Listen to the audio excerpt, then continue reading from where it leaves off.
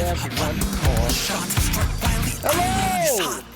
Hey, hello. Good to see you. Wow, look at all these yos. What a pleasure it is to see you in my chat here today on January 13th, 2025. Lavi, Liam, Camp MCC, Jonos, Kuztuz, Richie Pete, Hydar, Crane, Sayo, I think I said it right, Leaky Bucket, Wizard Coffee, Carrot Sniffer, good to see you all. Good goddamn. Where's camera? Oh, you mean this camera? What's up? What's up? Hello. Holy Pangolin, Quelty, Fizz. Your name's Fizz? Oh, my favorite champion. Tree Hugger 617. Yeah, 2 months subiversary don't mean shit. Why is Twitch even telling me? Okay, dude, it's fine. It's fine. Don't feel bad about it. It's fine. You relax. You don't have to share it if you don't want to. I agree it's not a huge deal, but it's a nice little gesture. Thank you for your 2 months sub anniversary. Can't go wrong with that. 19 months with the Glizzlord. Thank you, Dom M, for the 19. Camp MCC, thank you for the 18 months. Bonk 72, thank you for the 3. I need to add a timer to the screen. I need to add a non-cosmetic timer to the screen.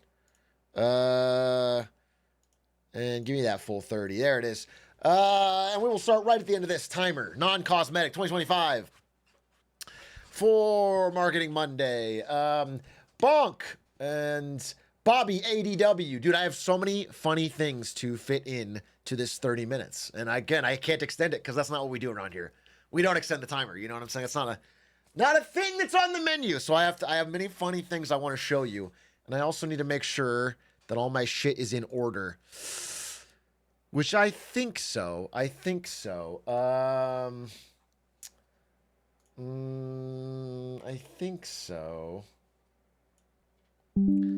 I'm like 80% sure. I think like fucking like I have a vibe check here that is like pretty fucking good. It's all in order. Is that the guy who invented the whiteboard cam? Yes, that is me. Thank you. I know. Yes, I invented the whiteboard cam. No one on the internet has ever used the camera on a whiteboard before me. I did do that. I don't have to make a big deal out of it. It is like an incredible feat of engineering that I did accomplish all by myself, but no need to, kiss the ring or whatever. I started uni and I have my first marketing class on Mondays. How convenient is that?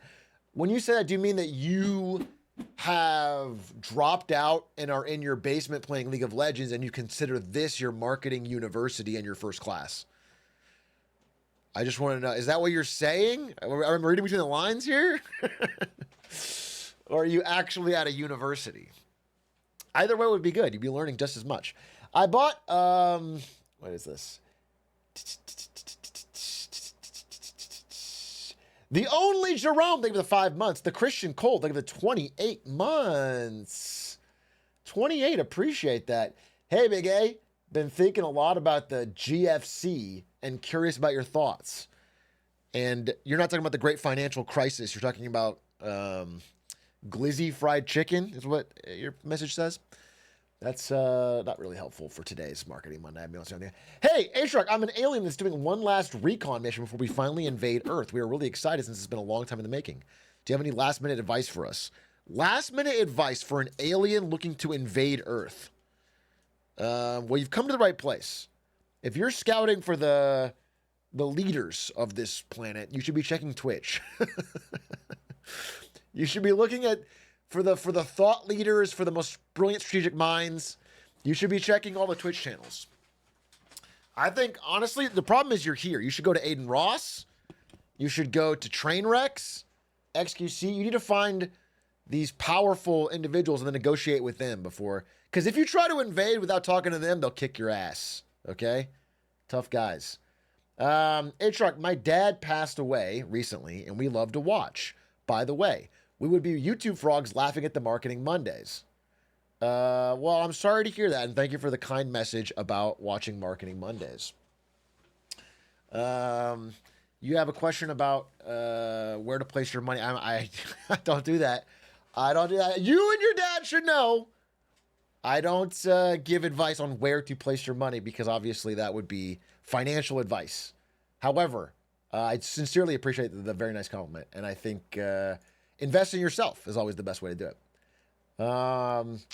Yellowface, thank you for the gifties. Hola, hi, hello. Thank you for the 4 months.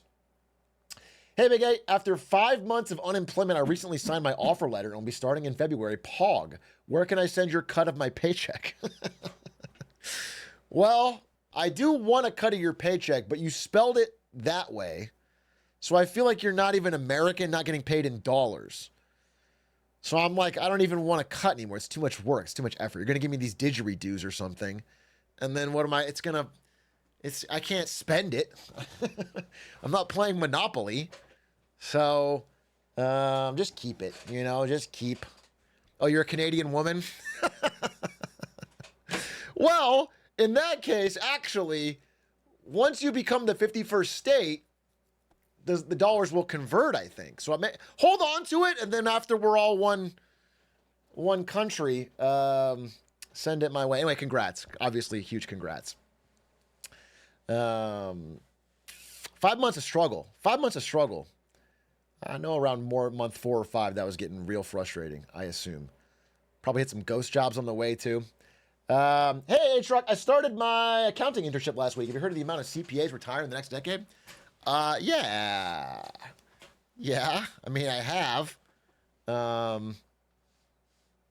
Is the idea that there's so many older CPAs retiring that the demand for younger CPAs will be astronomical? Yeah, I mean, possibly. I don't know. Yeah, that sounds good. If you're good at it, there's a fucking place for it.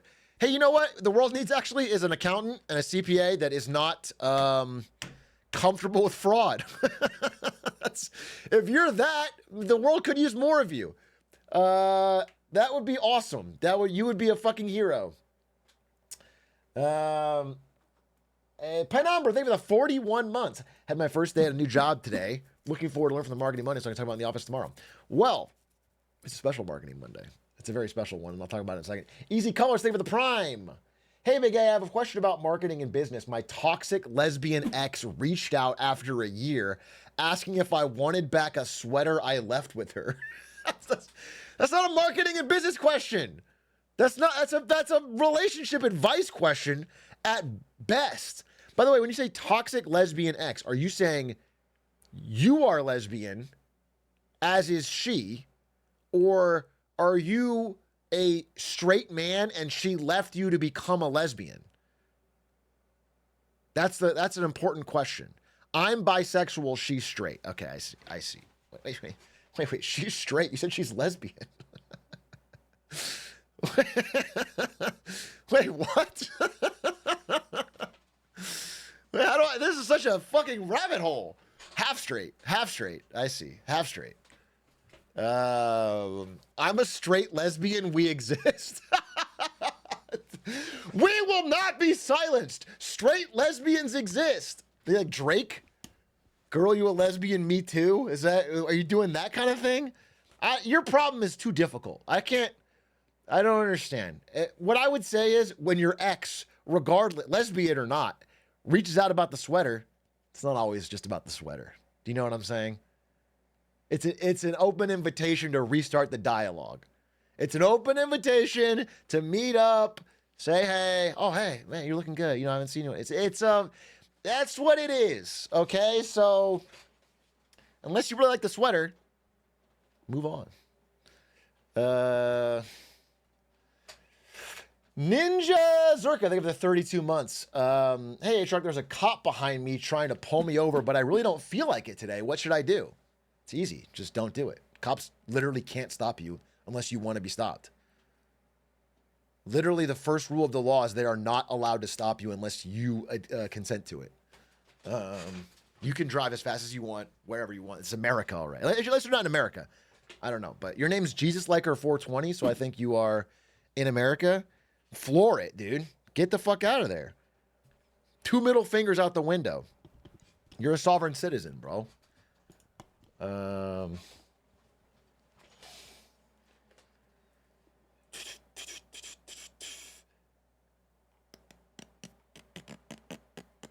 Why are people that are watching on YouTube called frogs? Because a witch cast a spell on them. So, that's the simple answer. That's what it is. Catch the recent Talk Tua episode. Thoughts? I mean, obviously I did. When I'm doing research, what I'm doing is I'm watching insightful commentary like Talk Tua to understand what's going on in our world. I thought when she said that Zelensky should spit on that thing to win the war in Ukraine, I thought that was a powerful metaphor for adapting to modern drone technology. I thought that was like incredibly wise. I thought that was incredibly wise. Have you read any books recently? Looking for nonfiction. I read a bunch of books recently. I've already recommended them. Kaput and .con.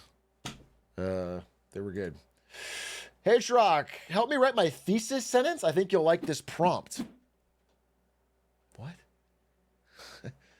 What's the prompt? I can't... You write the thesis sentence in response to the prompt. And by the way, talk to ChatGPT, bro. I'm not Atrioc GPT here.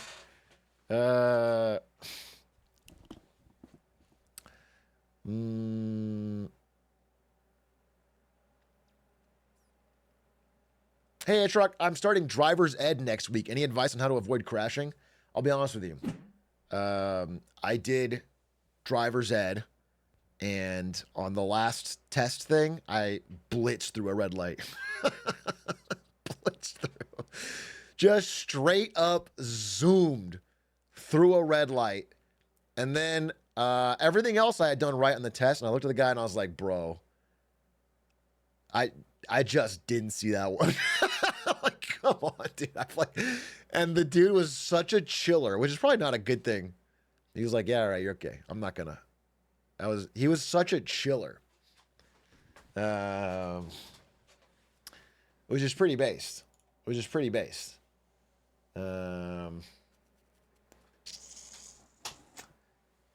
Did you see any of the terrible Zelensky and Lex Friedman? I made a tweet about it. I watched it. Here's what I'll say. Obviously I make fun of Lex Friedman a lot, but also I do respect his ability to get these guests to talk for 3 hours about interesting things. It's like, I have to give credit there because I really enjoyed hearing Zelensky talk for that long. I thought it was fascinating. I like the Javier Milei.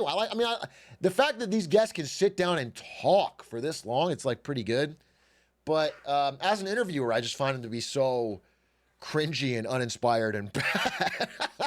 It's like it's tough. I'm glad the podcast exists, but it just always bothers me. And I was watching that the Zelensky one, and he was like, bro, Zelensky is the president of a country that is in the middle of an active war with, thousands dead, cities shelled out, bombed, actively fighting for their lives in their cities and towns. And Zelensky's like, yeah, man, I think if you, me, Putin, and Joe Rogan all got some barbecue, we could hash this thing out. Let's do the interview in Russian. It's like, what are you fucking talking about? What are you fucking talking about?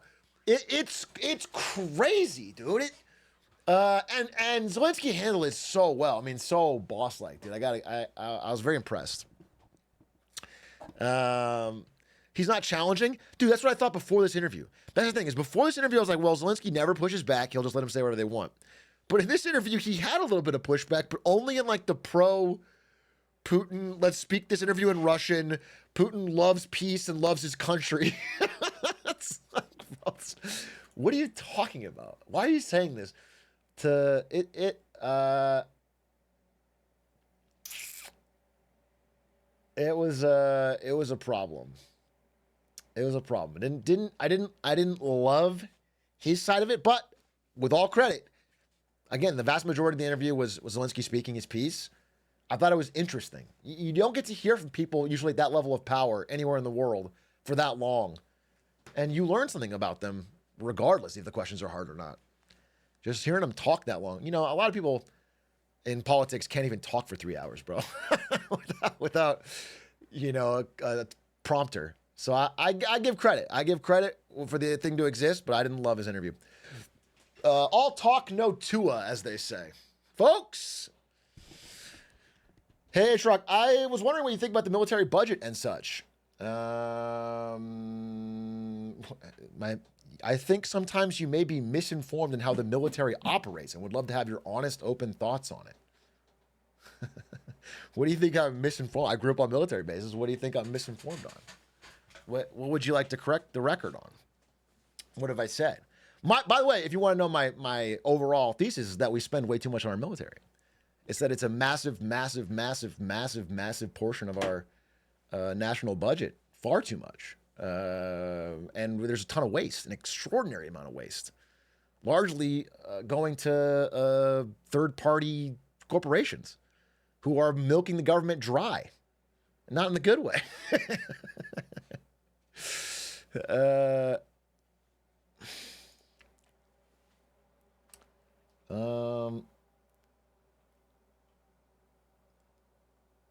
They call it the army because they use their armies to shoot the guns.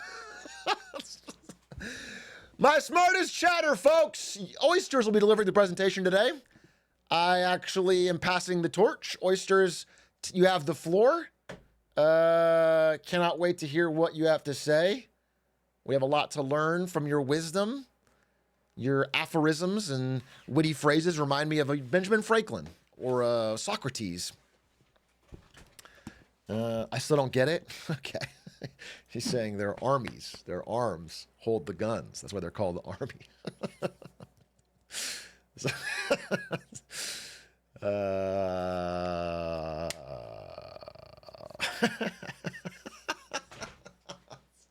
No way. No way. No way you're saying, oh, for real. Little Red Book, new TikTok. So people are just saying, it's like you're typing into Google, bro. Bro, write a sentence out, okay? Is that what you want to talk about? You want to bring the topic up, or are you just fucking hoping I'll fucking latch onto it? Which, by the way, I did, but don't get any ideas. Yes. Little Red... Oh, my fucking monitor's fucking... TikTok, in anticipation of getting banned, has been pushing Lemon 8 and other apps to the top. And one of them is Little Red Book. Stefik, our Marketing Monday researcher, sent me some stuff today that Little Red Book hit, again, I think number 1. Yeah, that's crazy, dude. It's still in Chinese. Look. Hit number 1 on the App Store, still named full in Chinese. People are downloading this shit, and then they're meeting Chinese citizens on there, and Americans are helping Chinese people with their English homework. You can see it like here.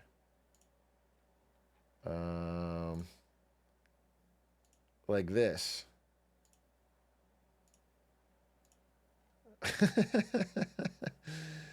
Anyway, most people on there that are English speakers are just translating Chinese stuff with ChatGPT and, you know, giving the gist of their answers. But it's a real togetherness moment for regular folk across the globe, which is fun and interesting. By the way, all of these apps will fall under the TikTok ban, you know, if it goes through. Wait, so American people and Chinese people are just people in the end? Don't make it saccharine. No, first of all, that can't be true, obviously.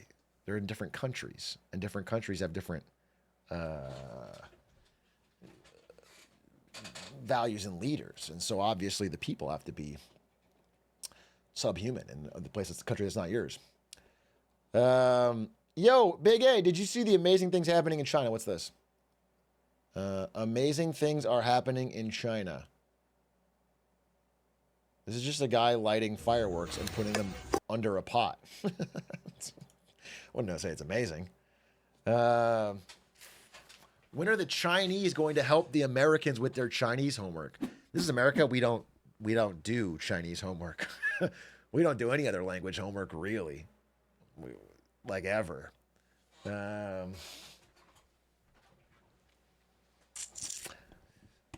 did Spanish homework, but didn't really stick. Me gusta.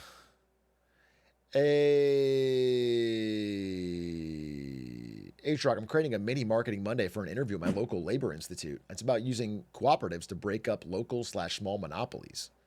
Any advice before I get to work on it? Get to work. He said the name of the fucking game. All right, I'll definitely answer your question. Yeah, what I would say is have your goal in mind of what you want them to do at the beginning of making your presentation. Craft everything in the presentation around that and keep it tight, you know, keep it focused, keep it punchy. Don't put a lot of text on your slides. Get to the point. And open and end strong. That's what I would guess the advice I'd give you for presenting.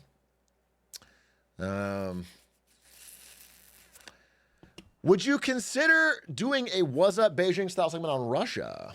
Yeah, sure, maybe. There's probably a lot to talk about Russia this year. Any advice? I'm 5 edibles deep, and I think my mom notices. Just play it cool. Talk about. What can you talk about to prove you're not high?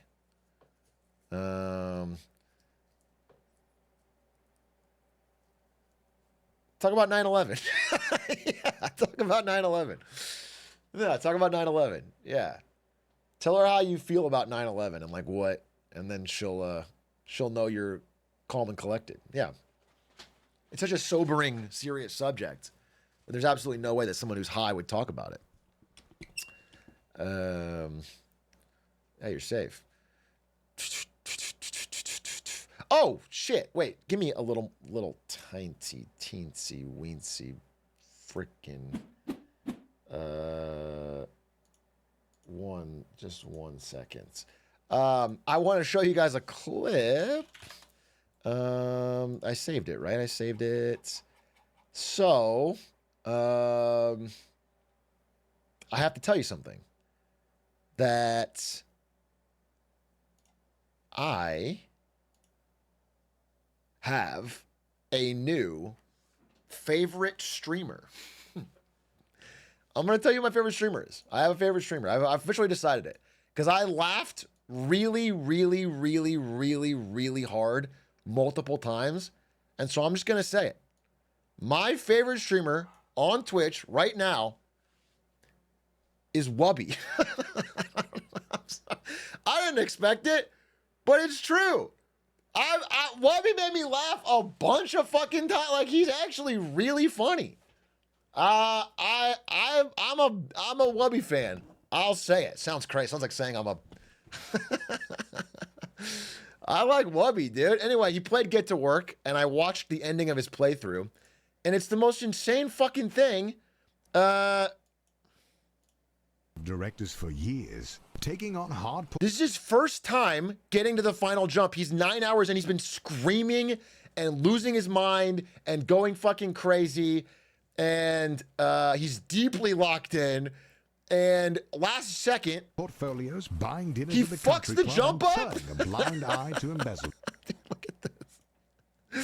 He fucks it up. He should fall all the way down and lose another 2 hours. A blind eye to But instead it like skates on the side. That's like a what? embezzlement. You're ready to take the leap. All of your hard work has finally paid off. The board of directors have voted, and you are appointed the CEO. The journey is over. You have climbed the corporate ladder, a feat that very few people have ever managed to do. There really is nowhere else to go. Congratulations on beating Get to Work. And I think he muted up because there's a song playing. But that was one of the best endings I've seen. And then he started doing the bonus Elon Musk section. And I guess, you know, there was this whole WoW pirate software drama. Someone asked him about that.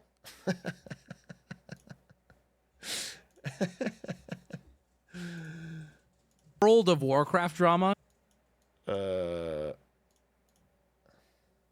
World of Warcraft drama is a little situation. All right. Trust me, you haven't lived enough if World of Warcraft drama is big drama to you. Right? So with that being said, though, this criticism maybe is for pirate software. A my B when something ain't that serious Pretty true. goes so far. Pretty true. A my B. Fuck! Atrioc! I am going to kill you in real life! A my B goes so far. My B. And that's where I give you goes- a my B. And that's a my B. And that's a my B from me. You see how it all, there's a cycle for this.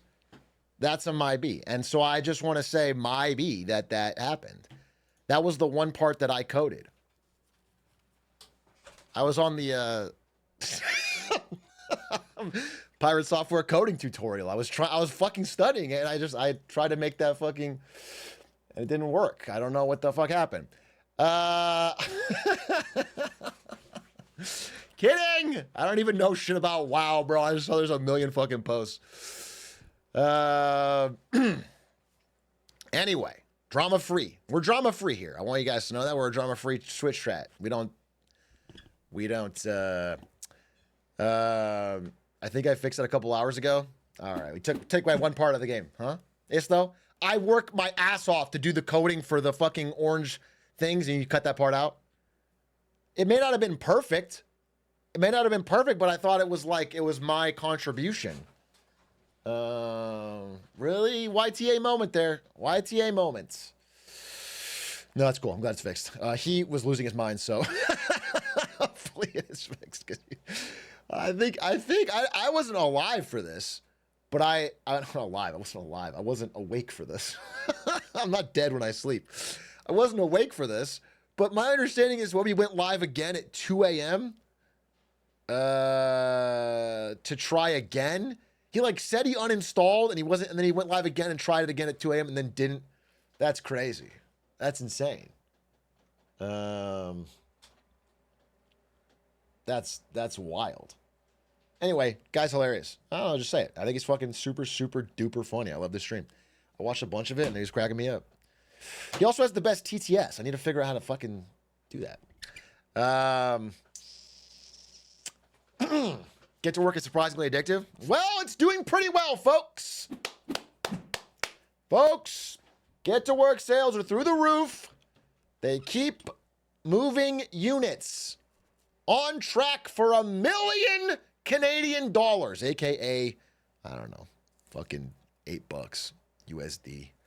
Honestly, with the way Canadian dollar's going in anticipation of this upcoming trade war, it's fucking tragic. I don't think the CAD has been this low in my lifetime. Actually, I think it actually hasn't. I'm actually not kidding. This might be the lowest the CAD has been to the USD in my lifetime. Yikes. NL stays winning. Dude, living in Canada, getting paid in dollars. Sheesh. NL's gonna become a fucking baron, a robber baron. NL's gonna have like a fiefdom in Alberta or something. He's gonna have territory and guards and a castle or something. Do you have a favorite for the Super Bowl? Here's what I want for the Super Bowl. Okay? Fucker. You know what I want for the Super Bowl? I want them to play some good, clean, honest football. I want the goddamn refs to stop getting in the way. I want less ads and more plays. And I want them to move them chains. Okay? That is what I want out of the Super Bowl. I have no idea who's playing. Thanks for the 20 gifties. Fine, this is the username. Okay, thank you for the 20 gifties. Do you have a message?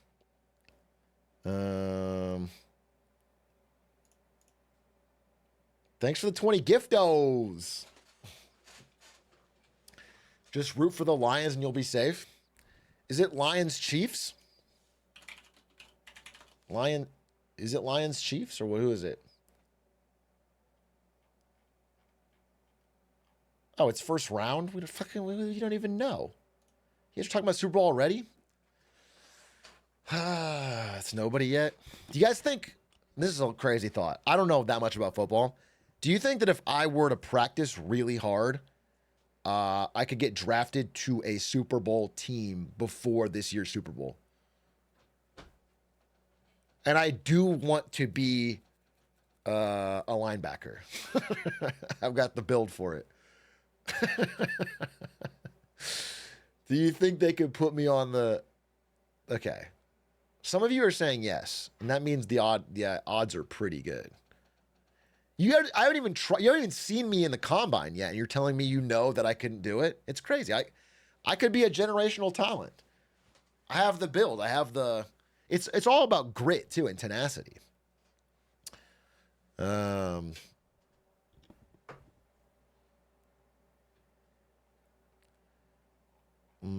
have that aura. It's all about hair. He's a first in, last out kind of guy. Yeah, I'm a real gym rat. You know what I'm saying?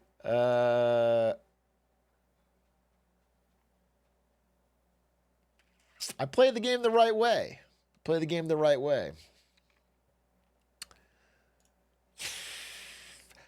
Thank you for the sub. Fine, this is my username, please. Landon Vam, thank you for the 4 months. Honestly, as a Canadian working in the States, it sucks my country's dollar is shitting the bed. But my Canadian student loans have just gotten cut by 1/3, essentially. Yeah, I mean, if you're getting paid in dollars, then your country's currency depreciating is good for you because you can buy more. But obviously, for everyone still living in Canada and getting paid CAD, it sucks ass. Especially because they get so much from America. There's a big trade there. It's problematic, to be sure. You should lower TTS, but prices and Logic Defender is on day 8 of beating Get to Work, but any follow, sub-org gifty resets him. I've rated Logic Defender, and I wish him great luck on his nearly impossible quest.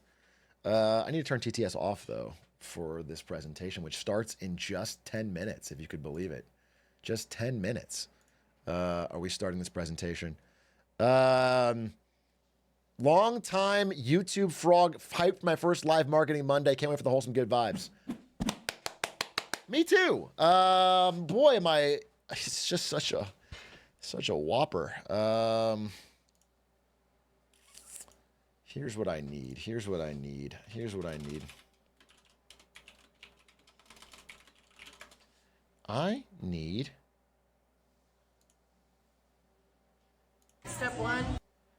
I need to download this video and put it into a slide. And then I think I have everything I need. A bit of a surprise, I think, coming up. Please work. Please work. Yeah. Okay. Got it. Okay. Is it Hawk Tua? Yeah, I am downloading Hawk Tua. Wait, does anyone have the, oh, someone has to have this. It went viral. The student that was filming in their class, the teacher asking what Hawk Tua was and getting mad about it. Oh, come on. I know that exists. I know that exists, but I don't think I saved it. And I really wanted to watch that.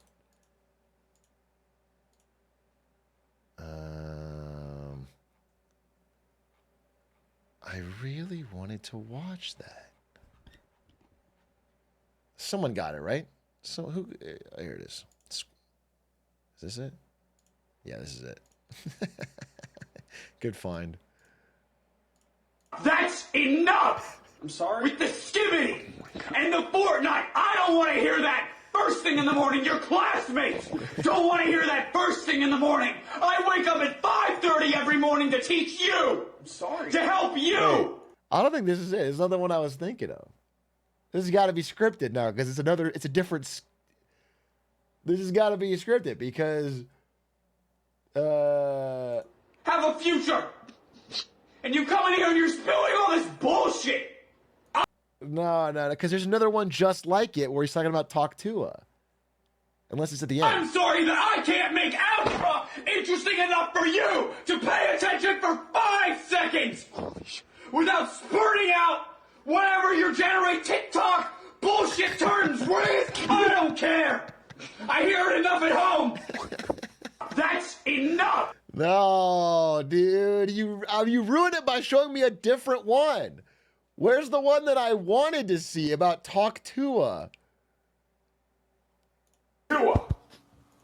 Talk to her. What does this mean? What does this mean? I'm asking you really. No, I know it's fake. I walk in here and I see this sitting on my desk. What does it mean? I thought I made myself very clear yesterday. Is this what you want from your education? Is this what it means to you? This is not how we treated our teachers. We are here for you. This is not a... Oh, man, I dreamed big. I thought that was a real video. That would have been so funny. What up, you nasty hog bitch? Hi, Maisie. You know, people aren't going to know our in-joke here, and they're just going to start thinking we have a real contentious. Why did that get pinned? I don't know. Good to see you. Good to see you, Maisie. Good to see you. I included Linkus in exactly one of these slides today. There's quite a few slides, but there's one of them, and Linkus is in it. Let's see.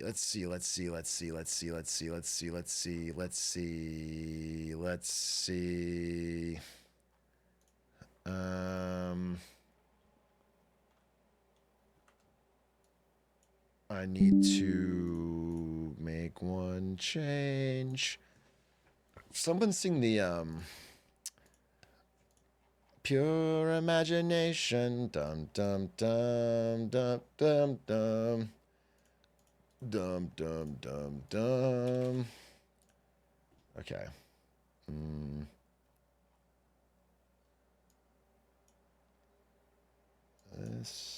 This one feels good. I'm nearing the end here. We're at 3 minutes. I don't think I'm going to delay it again. I think I'm ready to go. I have so much to do today. All right, one more tweet. One more funny tweet. Apparently this is real. Ty Dollar Sign, rapper.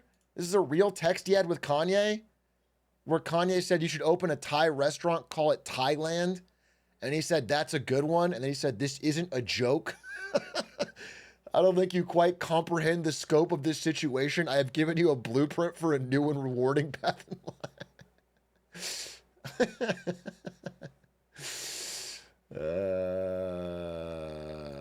That's good. That's just a good way to, I like people that are serious, you know? Okay. Oh, last thing.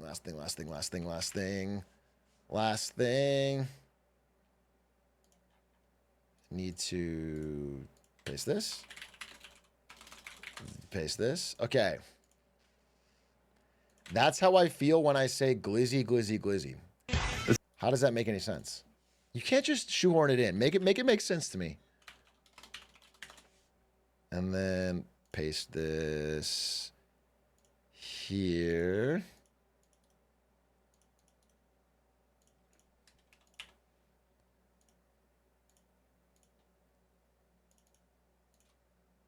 Okay, cool. No, that's an argument. You didn't make an argument there. Okay, we have 1:30 left, so I'm just gonna tell you.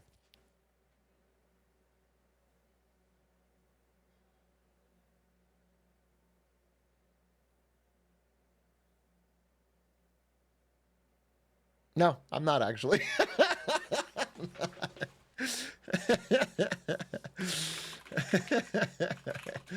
Well, tell you in a second. I'll tell you in a minute. I'll tell you in a minute. I'll tell you in a minute. I'll tell you in a minute. I'll tell you in a minute. Come on, relax. I know it's not YTA, bro. It's not building the tension. It's not YTA. A little anticipation. It's not YTA. You hate me for that? That's what you want to start off the year with is hate? How about love? How about friendliness and mutual respect? Wow, that sounds like a good idea. That could build up a more positive environment in this chat. There was a brand new Lina Khan exit interview that I wanted to watch. We'll do it afterwards. What did I mention? I mentioned all this stuff. I talked about everything. Yeah, we're good. I mean, there's stuff I want to talk about. We could do it afterwards. Okay. In that case, I guess we could. Let me just close everything down. Dude, I so feel, given the scope of what this is doing, that I'm not late. Make sure this is off. Okay. Fucking hell. Okay. All right. Ladies and gentlemen, without further ado, let's do the first Marketing Monday of 2025. All I need from you, it's really just one simple thing. All I ask from you every year, every Monday of every year, I've never missed a day, is so when you see yourself on screen, type the simple words, Poggy's me, so we know that which part corresponds to you. Ladies and gentlemen, without further ado, the first Marketing Monday. Ladies and gentlemen, welcome to Marketing Monday 2025, our first episode of the new year. And to be honest, folks, there's so much to talk about. I didn't know how to begin. I didn't know what to talk about. So I decided to do predictions. Marketing Monday, predictions 2025. We're doing it. 2 years off, we're back. Marketing Monday predictions 2025. What's good, YouTube? It's time for Marketing Monday predictions 2025. When to look at the year ahead. But let me get you a proper intro for the YouTube. Welcome to Marketing Monday predictions 2025, brought to you by Rocket Money, the money app that works for you. Predictions are the key word of the day. Vine boom. And predictions are a bit like assholes. Everyone's got them, and they all stink. Okay? Take a look at history. Oh, wait, sorry. Fuck. Wait, ow. Wait, ow. Ow. 1 second. Oh, my fucking leg. Oh, ow. I hit a... Okay. Wait a second. Wait. Go to intro screen. Dude, I fucking... Oh, ow. That fucking hurt really bad. Ow.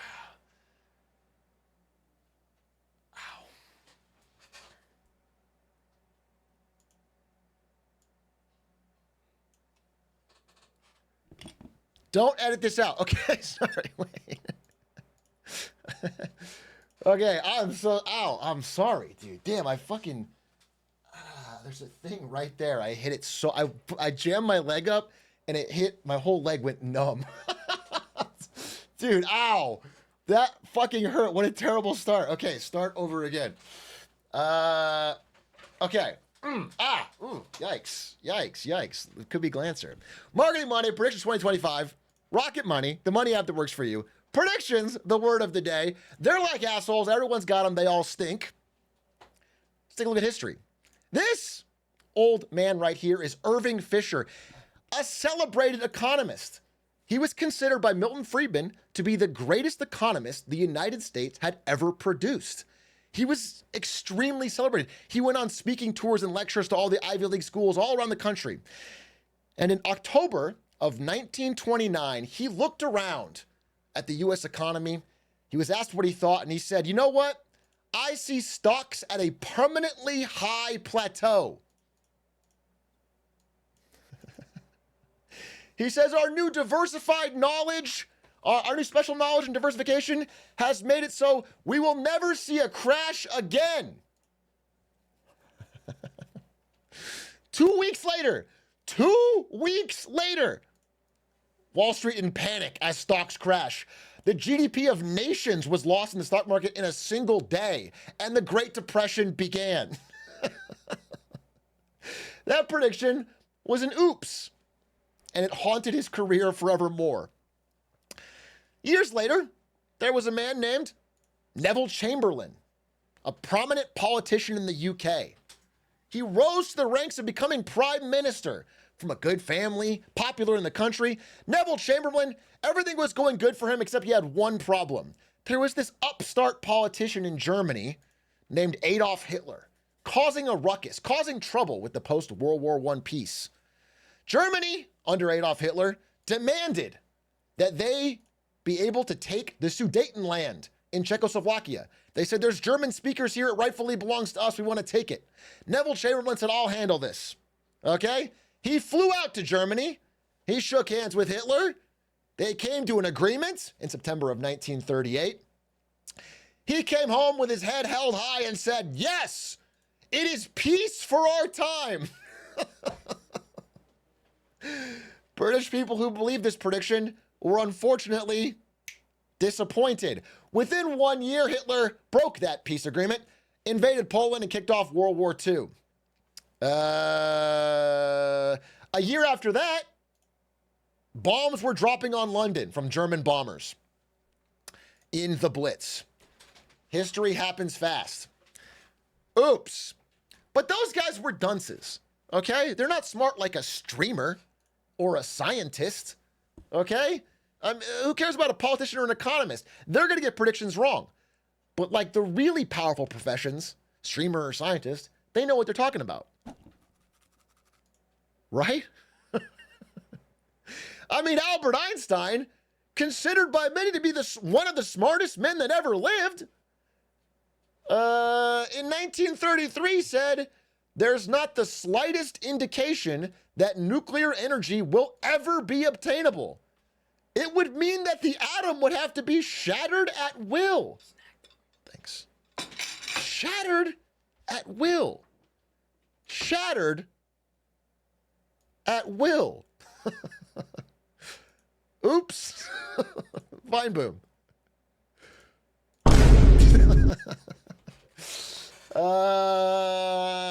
So,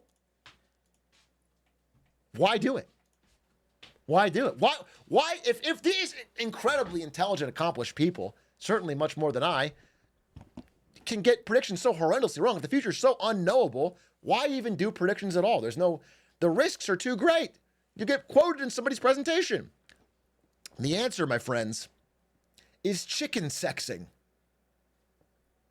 That's right, I said it.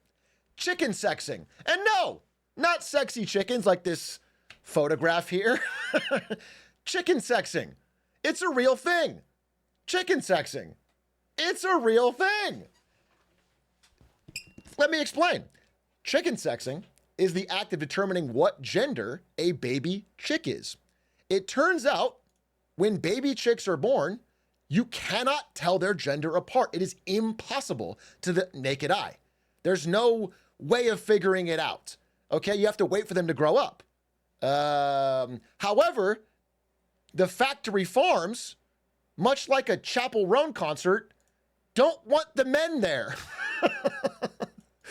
They want to get rid of the male chicks. So, to save money, they'll pay absurd amounts of money to try and find somebody who can find the difference between the male and female chicks, even though it's impossible to figure out. That created the lucrative art of chicken sexing. This is a real job, highly paid. used by the poultry industry's secret weapon to make more money. Here's man right now who's one of the original masters of this profession.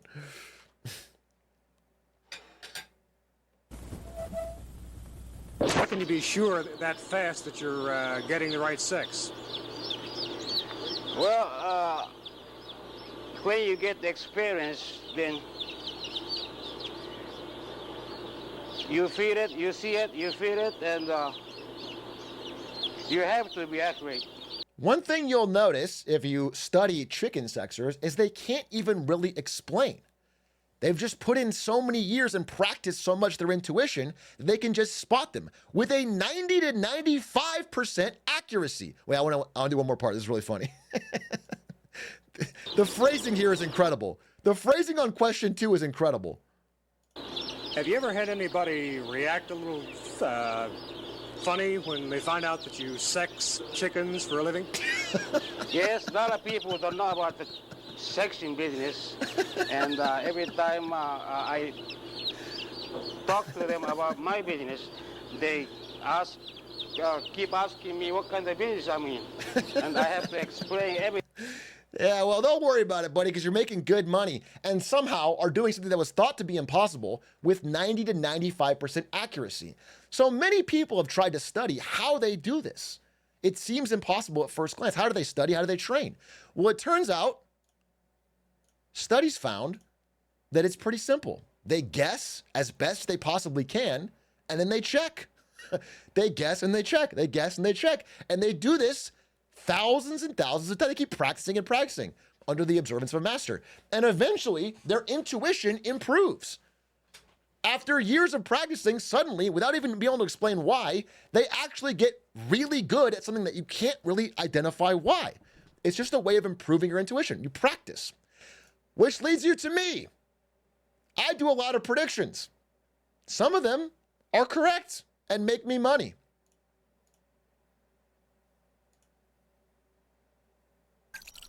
What do I do at my job? I'm global marketing manager for NVIDIA, which means I come up with marketing campaigns to help sell gaming products at NVIDIA. I don't work on self-driving cars. I don't work on AI. I don't work on any of the other NVIDIA shit that is probably going to make a bunch of money in a few years. What I do work... I'm glad you thought like that, 2019 Atrioc. I'm glad you thought like that, my dog. That was a smart thought. Some of them lose me money. They're not all correct. But the point is, if you continually try your best to see where the puck is going and then check your answers, over time, based on the law of chicken sexing, you might actually improve your intuition a bit. It could be good. So I think it's a fun hobby. I think it's a good thing to do. And in 2023 was the last time I did an official video, how 2023 will change everything, and covered my predictions for the year ahead. And I think it's worth to look back and check some of them. Now, this section used to be a lot longer, but it felt like a bit of a self-glaze because this video turned out pretty well, I'll be honest with you. They're not all going to turn out like this. So I cut it down. Okay, I cut it down. We'll go quick. I predicted the year of layoffs in Jan 2023. By December 2023, I want to fix this because this is going to be, there it is. There was articles calling it the year of layoffs. Many articles that showed a dramatic increase in layoffs in the year 2023. In 2023, I said, be a record number of public companies that literally go bankrupt in 2023, maybe early 24.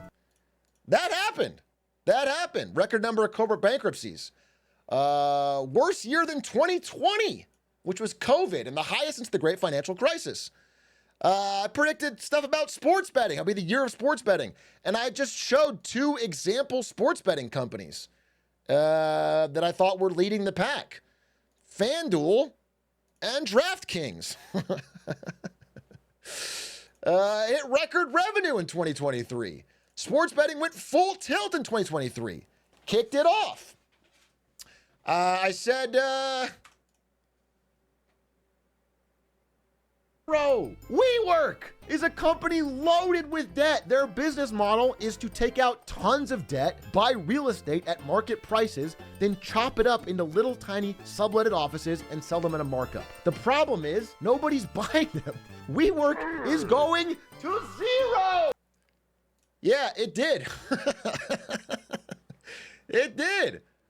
Despite spiking after I said that, it went up to $88. Had a massive spike in February after saying that in January. It ended up at zero. Well, they don't show the delisting, but it is now at zero. It is delisted. I said a similar thing about Bed Bath & Beyond. Group. Bed Bath & Beyond in the past day has been surging as retail investors buy in. A company that is surely headed to zero.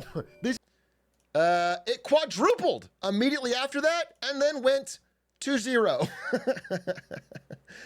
So, AMC at the time, you know, everyone knows AMC's a dog shit stock now. At the time, it was in the 40s. It was like, seemed like a healthy company. Now down 91%. There's a lot more of these. Listen, I plotted them all on a chart here. The green were the one I said would go up. The red, oh, you can't see the end of it. Dude. The greens were the ones I said would go up. The reds were the ones I said would go down. The blue line is the SPY. SPX, S&P 500, as kind of a baseline. Overall tracked pretty good. Now there's two missing from this chart. There's two that I took off because they broke the chart. The first one is NVIDIA, which obviously did so well that it kind of makes the chart impossible to read. NVIDIA was green and did really well. The second one is Carvana, which I said would do badly and did incredibly.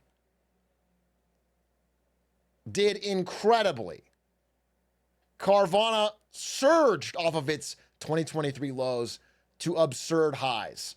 Now, this is percentage increase, not something that Carvana's worth more than NVIDIA. It's percentage increase. But anyway, I was so confused. How did they achieve such incredible profitability selling used cars? And their CEO seemed confused as well when asked the same question. So how did you boost profitability specifically? You know, that would take me a while to talk about, and I think I would bore your viewers. So I'm going to stay away from too many details. But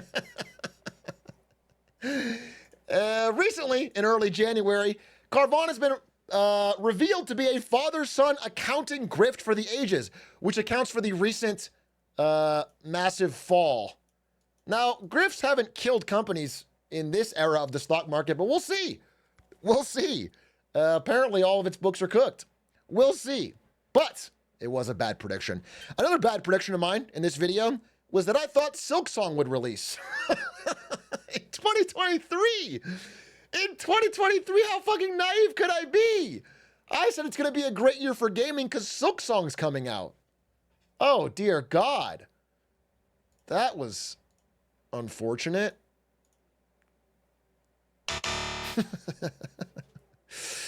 But overall, lo and behold, I felt pretty good about that year. But it's time to skip a year, because I didn't do one in 2024, and get to the present, to 2025, Vineboom. Now, usually I start these off by giving you some sort of big picture before jumping into individual predictions. What's the big picture for what's going on in the world and the economy right now? However, I've already sort of done that relatively recently in a video called Slowly Then All at Once. A lot of what I would say would be similar. Listen, Joe Biden is on his basically last day as president, and he tweeted, "The economy I'm leaving America is the best in the world and stronger than ever for all Americans." The big thing I disagree with is the word all. Okay? The wealthiest 10% of Americans own 93% of the stocks. They're doing great. They own 92%? 92% of the household equity is in the wealthiest 10% of the population. Of those, most of them are near retirement age. The share of stocks held by people who are near retirement age has climbed to 80%. 80% of stocks are held by people older than 55. The economy is doing quite well for the old and wealthy. If you have credit card debt, it's not doing so well. If you have auto loan debt, you're not doing well at all. Gen Z and millennial auto loan default rates are soaring. The repo reaper's coming. If you want to buy your first home, it is the worst time in history. Only 24% of new homes sold were sold to first-time home buyers. It's older and richer people who are reaping the rewards of this current economy. Same time, people that do have mortgages are seeing delinquencies increase. So they're not doing well. If you're hunting for a job, fake job postings are becoming a real trend. 1 in 5 jobs is fake or not filled, which is considered soul-crushing. That's a problem. But all of this stuff I've mentioned before, I don't want to go into it too deep. You can watch that video if you want to hear my thoughts. I'll say it. Listen, at the end of the day, people want to hear about stocks, and nobody can predict the movement of the stock market. All I can tell you is, as we enter 2025, there is one trade that everyone on earth is making collectively, okay? And that trade is American stocks, which are doing 3 standard deviations above the mean, better than average. They're doing American stocks and specifically the Mag 7. All of global capital is balancing on the U.S. stock market, and all of the U.S. stock market is balancing on 7 tech stocks, okay? I mean this literally. The share of our S&P 500 that is made up of the Mag 7 has hit a peak of 30%. A third in 2024. It is now a third of everyone's retirement fund is these 7 companies. But that's the ownership of the returns of the growth that all the stock market achieved in 2024. Half of it came from these 7 companies. Okay? Mostly NVIDIA. NVIDIA was 5.42%. All other stocks combined was 11. Everything, not just in our retirement funds, but the world. People all over the world are investing in American stocks. And of them, they're buying the S&P 500, and it's all based on this. So as we go into this year, I have no idea what will happen with the market. I really have no idea. I just want you to know that if you're in this trade and think you are somehow unique or special or different, you are in the most popular trade in the history of humankind. There's never been a more popular trade in the history of humanity. We have more money in this trade than it ever been. Yeah, so I just want that to be clear, okay? Now, whether or not there any fault of that lies with Joe Biden is up for debate. You could go back to Reagan. You can go back to Bush and Obama, and there's been mistakes for presidents for the decades, okay? And to be honest, I'm crossing out President Biden because whether this is true or not, whether you believe this or not, it's no longer his problem. He's old and he's out of office. It's time for our first thing. 2025 is going to be the year of Donald Trump. I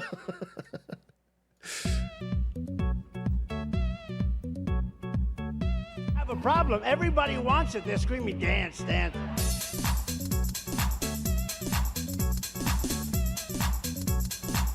Whether we like it or not, this man is going to be the most important figure by far in the year 2025. Every decision he makes is going to have global implications, far-reaching global implications. So many industries, so many global economies, so many alliances rely on the whims of this aging reality TV star. And his inauguration is in about 6 days, less than a week. This man will be sworn into office for his second term as president. And everybody wants a piece. Microsoft, Google, Adobe, all giving $1 million each to the Trump inauguration fund. They want a piece. Everyone wants to curry favor with our new Lord. Everyone wants a piece of this. Mark Zuckerberg dropped $1 million to the Trump fund. Phrasing might be off, but everybody's coming. Jeff Bezos came, Bill Gates came, Mark Zuckerberg came. Many of them came numerous times. The bankers have all come. Everybody's coming. It's a regular orgy, okay? Everybody's coming to this important event. Even foreign leaders are desperately jockeying to get an invite. After Trump invited Xi Jinping and Xi Jinping turned it down. Now foreign leaders are all trying to make it to the inauguration. Normally they don't go. Normally it's not a foreign leader event. They're all going crazy to curry favor with the new American president, whose whims will decide important trade decisions.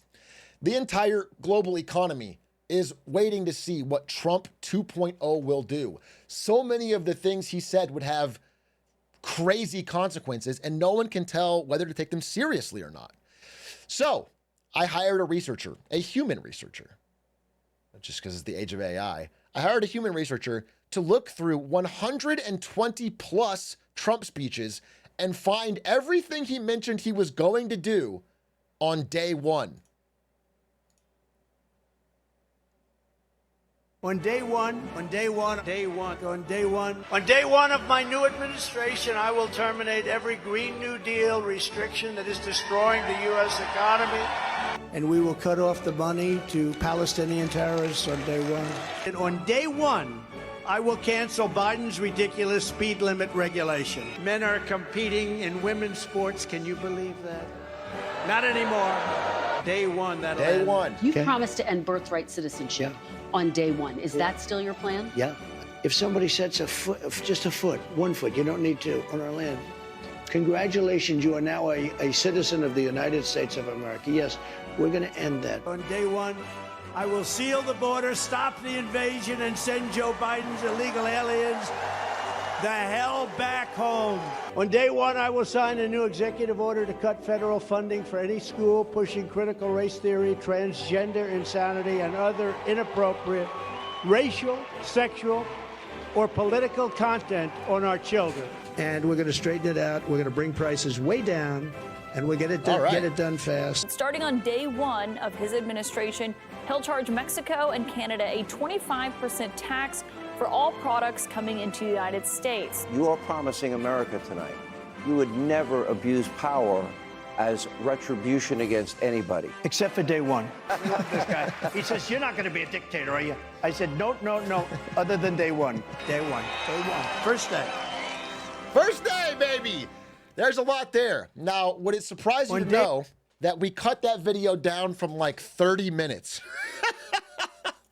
And in fact, this is the actual number of promises, which is 122 separate times he said he would do something on day one. We cut that down to some of the highlights. Again, you can see the exact data here, including a number of counts. He has a lot planned. It's a busy day. 24 hours on January 20th, and he's going to have to do a lot of promises that he has made for day one. And I've broken them down in different categories, and I want to talk about sort of my predictions on what will happen. There's a lot here, and so I've sort of focused on areas that I'm most interested in. Economics and geopolitics, okay? My prediction is that in 2025, on economics, where Trump was pretty popular during the election, he was considered the better candidate for the economy, I predict the shine will come off. My prediction is the shine's going to come off Donald Trump on economics in 2025. Let me go into why. So I'm in California, where egg prices have soared to nearly $9 per dozen recently. And he said on the campaign trail, just before the election, a vote for Trump means your groceries will be cheaper. So many people mention, I go in, so many people mention groceries, that beautiful but simple word, groceries. Sir, my groceries. You don't think of it that way, but that's what they mention more than anything. I do think of it that way. I know that everyone mentions that because they said that. If you ask people, the number one thing they said for this election is that economy was their top issue. They are pissed about inflation. They wanted Joe Biden out because grocery prices were too high. They want somebody to fix it. Donald Trump, during the election, said that. During his Time Magazine Person of the Year interview a few days ago, he said this: it's hard to bring things down once they're up. You know, it's very hard. He's I think he's moving the goalposts a little bit. And there's plenty of substantial evidence that this uncertainty that he's created around things like deportations and tariffs is keeping companies guessing, keeping the market on edge, and likely, if enacted, will stoke a resurgence of inflation. As of course, I mean, again, I'm not trying to draw a direct parallel, but it is funny to know. Remember this chart in the beginning? Right around here on this chart from Irving Fisher's thing in the beginning is when they enacted the Smoot-Hawley tariffs on 900 imports. You might not have noticed it. I can zoom in. We have a history of trying tariffs in this country, and it pretty much always ended poorly. Average consumers might support them in theory, but when they roll out, they get mad. They get angry because it leads directly to prices going up.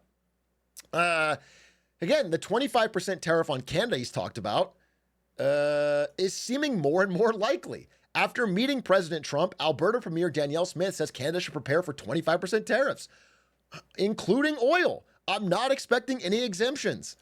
And Canada's preparing to fight back, even though they know they'll lose. And again, they will. Obviously, America's a bigger economy. They'll lose. This stuff, especially as our, I think, largest oil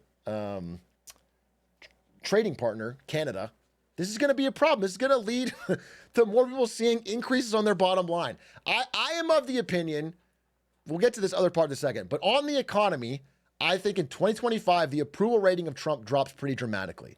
I think people that thought he would fix the problem will find out soon that he's actually making it worse. And part of that will come from this man right here, Elon Musk. Elon Musk has had a rough start to January. Obviously, we found out that he... Oh, Elon, bro, why have you done this to me, man? I genuinely believe that he was actually playing D4. Like, and he was addicted, right? Dude, now I just think it's... Dude, he clearly has no idea, bro. Obviously, he didn't play the highest level Path of Exile we thought, but he's also caused a inside of MAGA camp split over the H-1B visas. Steve Bannon saying he's truly evil and wants him out of the White House. But him and Vivek Ramaswamy have been put in charge of DOGE, the Department of Government Efficiency, that's supposed to get our government spending in order. We can all agree, and we can, I think, that our government spending has gotten out of control. We have insane debt to GDP. Our deficits are $1 trillion every 100 days. It's absurd. These guys do need to do something. And Elon Musk sounds like he's the man for the job. How much do you think we can rip out of this wasted $6.5 trillion Harris-Biden budget? Well, I think we can do at least $2 trillion. Yeah! Yeah! Yes. $2 trillion. Yeah! I mean, at the end of the day, you're being taxed. You're being taxed. All government spending is taxation. So whether it's direct taxation or all government spending, it either becomes inflation or it's direct taxation. Your money is being wasted, and the Department of Government Efficiency is going to fix that. Yeah! How about that? We're going to stop the waste in Washington. I fucking love that. And you got your dark MAGA Gothic hat. This is badass. Here's the problem. Here's the problem with this $2 trillion number. There are 4 horsemen of the national debt. And their names are Social Security, Medicare, military, and interest payments. Now, Donald Trump had already said cutting these is a no-go.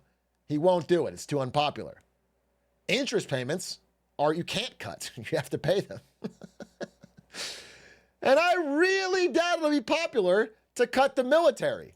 So if you're not going to cut any of these 4, Musk, when asked 4 days ago, after looking into it for a few weeks, says we might not be able to actually cut $2 trillion. He too is walking it back. These big promises are starting to get walked back. And my prediction is that nothing gets cut. I think our deficit's going to be essentially the same, unchanged in 2025 as it was 2024. We're still going to run about 6.5%. I think this is going to get nothing done.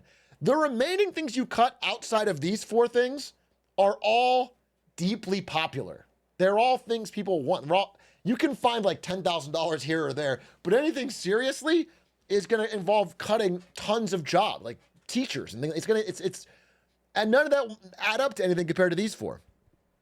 However, government spending is not like household spending.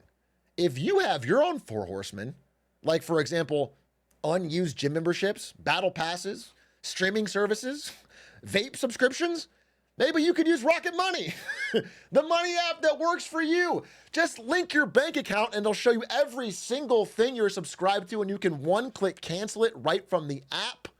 Rocketmoney.com/Atrioc, an incredible way to get your finances in order. It also has the ability to track your budgets and your spending, so you can see where your money is going. An incredible way to get charge of your financial situation heading into 2025. Thanks again to Rocket Money for their longtime support of Marketing Monday.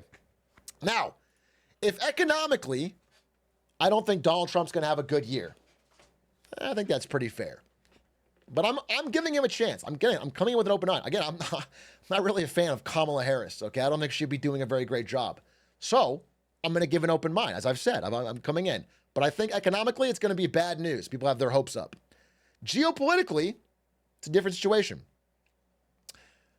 The war in Ukraine has become a true nightmare for all parties involved. Okay? Russia, their war economy is becoming a house of cards. This has lasted too long. They've lost men, they've lost money, they've run everything hot, they've borrowed money, they've raised interest rates like 25% to combat inflation, they got people stealing butter from grocery stores. Russia would love for this to finally be over, though they are winning. And because they're winning, it's also a deep problem for Ukraine. Zelensky is running out of men. They are trying to lower the draft age. They're at the part of the war where you start getting old men and young boys. I mean, it's like they are running out of men. Ukraine is in a tough spot because they're going against an opponent with far greater resources in a long attrition-based war for this long. The number one thing on that list that Donald Trump said he would solve day one is the Russia-Ukraine war. He talked about this 33 separate times. He said, day one, we're going to get this settled. I also think Donald Trump has a plan, okay? He has a goal in mind. He wants one thing above all. And I'd like to congratulate you on winning the Nobel Peace Prize. It's a very great achievement. Thank you very much. Nobel Peace Prize?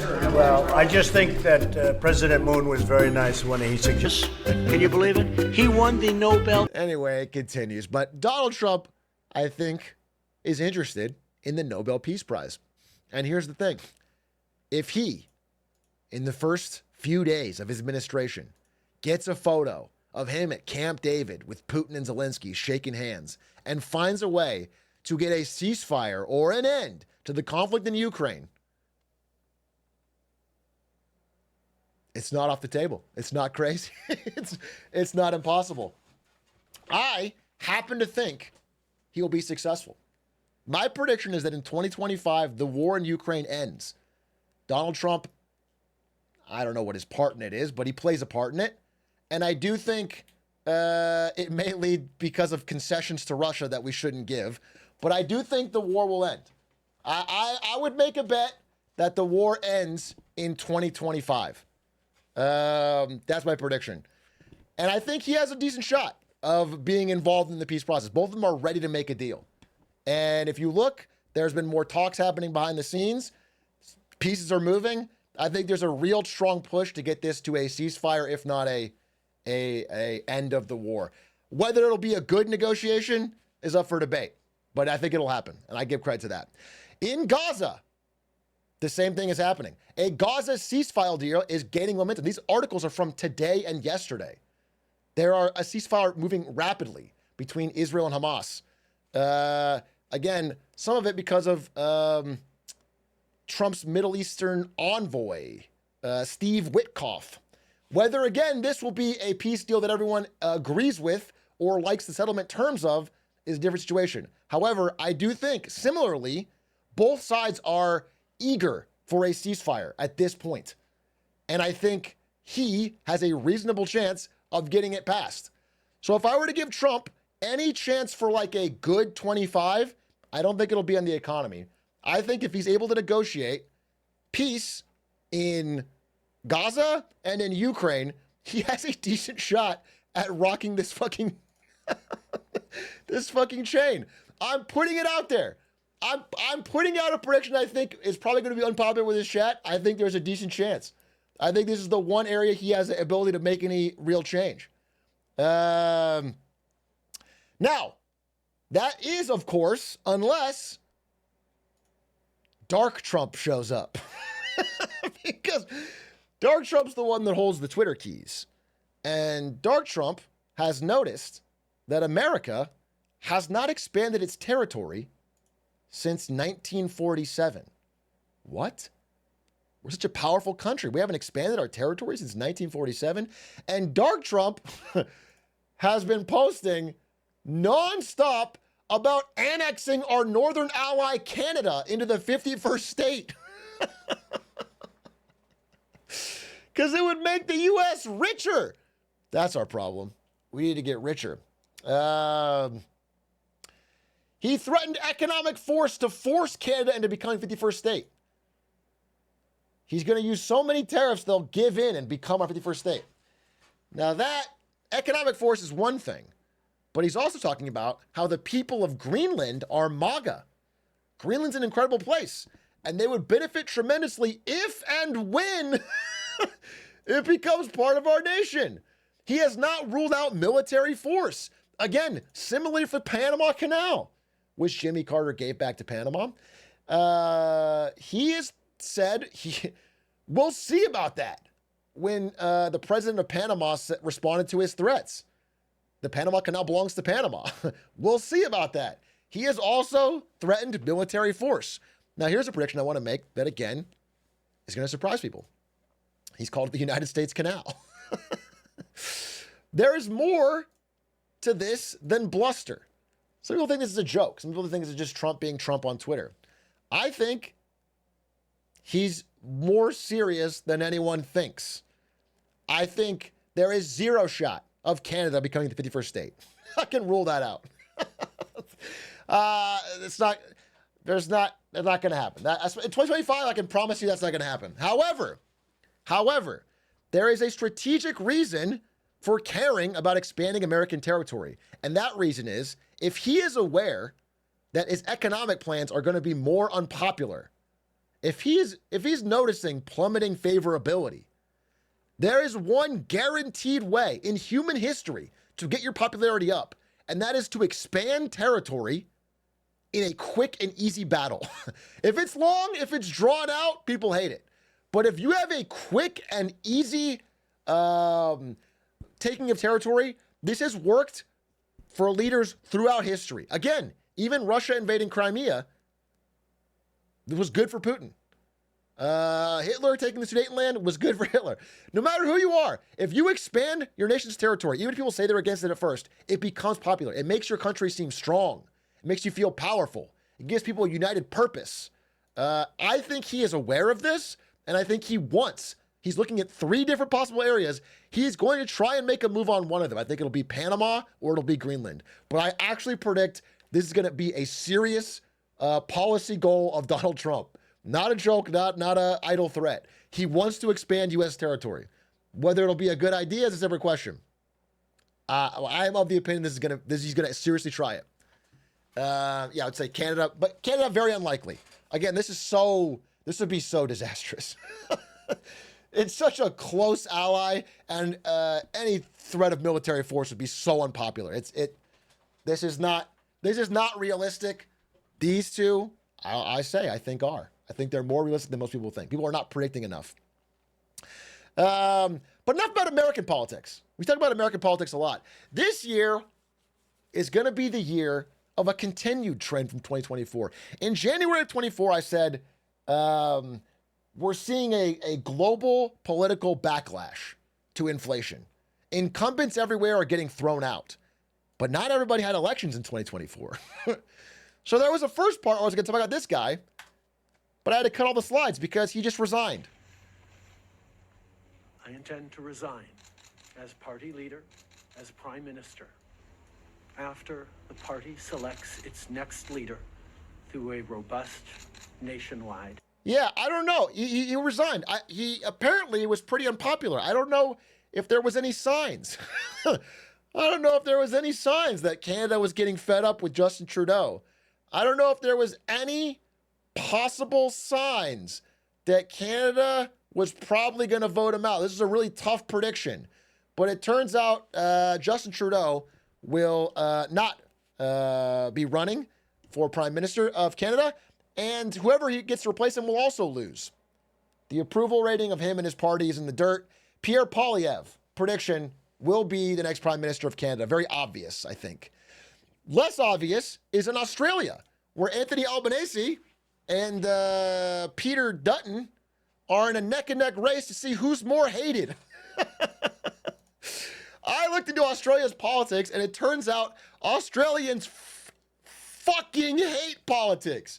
They hate both their parties. Australians truly fucking hate both of their parties. On average, they are so disengaged and so mad that I almost thought that the incumbent getting thrown out system might not work because they hate both sides. They truly hate them. However, I think because of that, all that hate really only works to help the outsider. And the outsider in this case is Dutton, who I predict, will again win in Australia. Albanese's out. I think this is a good prediction. In Germany, Olaf Scholz had a badass eye patch. Then he got rid of it, and his approval rating dropped. Coincidence? Coincidence? I don't know. But I do know one thing. He's in a political crisis. His coalition is falling apart, and he is out as president of Germany, or as prime minister of Germany. Friedrich Merz of the CDU, again, I predict, will handily win and become the next prime minister of Germany. Which leads us to our next prediction. Okay, I was talking about Germany. Why not bring up that 2025 is going to be the year of nuclear? 2025 is going to see a dramatic increase in interest, build out, innovation, and restarting of nuclear projects. But first, let's go to Sweden. This is Linkus's dad texting him about EU energy policy. Okay? Because Linkus's dad is mad. He's angry. And the reason he's angry is because his prices are getting higher and higher. Last month, they paid $400 for electricity, and that does not include heating or AC. So an extra $100 for wooden pellets. His parents don't do anything other than watch TV. They're paying an absurd amount, and they're getting furious.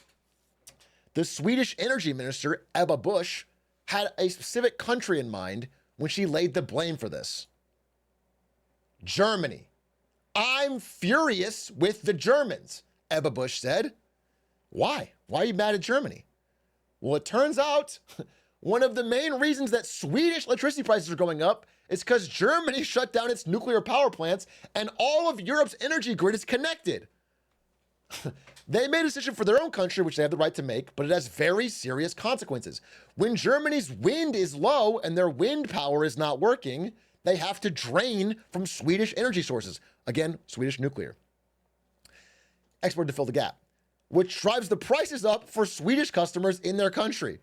Again, this part, I don't have the direct translation, but it's basically saying, hey, Sweden has energy to meet all of its own needs, but we have to import from the EU because of a stupid fucking system.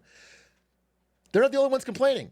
Norway, a lot of countries in Europe that have their own energy are getting mad and they want to scrap the EU power links. They literally want to cut the cables that connect EU power grids because they're tired of their energy being drained towards Germany.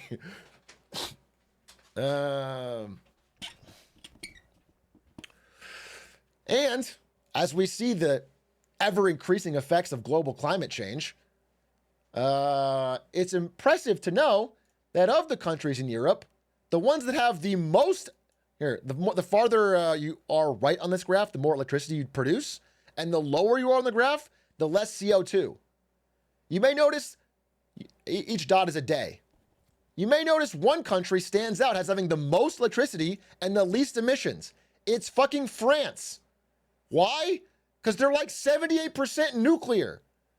The second they did it, their CO2 emissions dropped and their GDP per capita rose. It was one of the most, again, I rarely give France credit for anything. It's incredibly effective.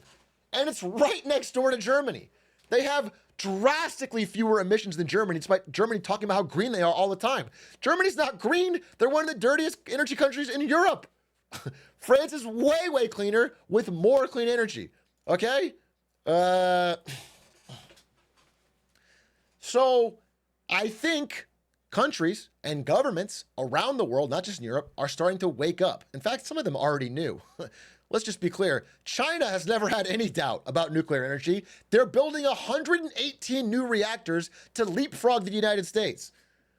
India is building 32. Many countries, growing countries, realize the power of huge, stable, low emissions, incredible nuclear energy for the growing of their economy. It's extremely future forward, and countries are realizing it. But now, outside of these countries, G7 countries are starting to realize, wait a minute, we're getting left behind. We have to get back on the nuclear train. Nuclear, yes, please. You'd never seen this before, but finally some people are standing up for it. There's a second part to this. There's a second part of this, which is giving it the money it needs to help start pushing it through. The second part is this. AI. We all know AI is going to be a big deal in 2025. It's been a big deal this year. People are talking about it. If you do a Google search right now, the energy it takes to do that, to go to Google servers and find the thing and look it up and get it back to you, is enough energy to power a basic light bulb for 17 seconds. That's how much energy it takes. How many watt hours to do one Google search. To do one Chat GPT search is enough energy to power a laptop for 12 minutes. The amount of energy used by AI is drastically higher. Drastically higher. Okay? AI has an insatiable appetite for energy. Far more than our current grids and data centers and energy production can support. They have to figure it out. And if they don't figure it out in a clean way, it's going to drastically increase emissions. So, the way to do it, again, it may increase energy demand by as much as 20%.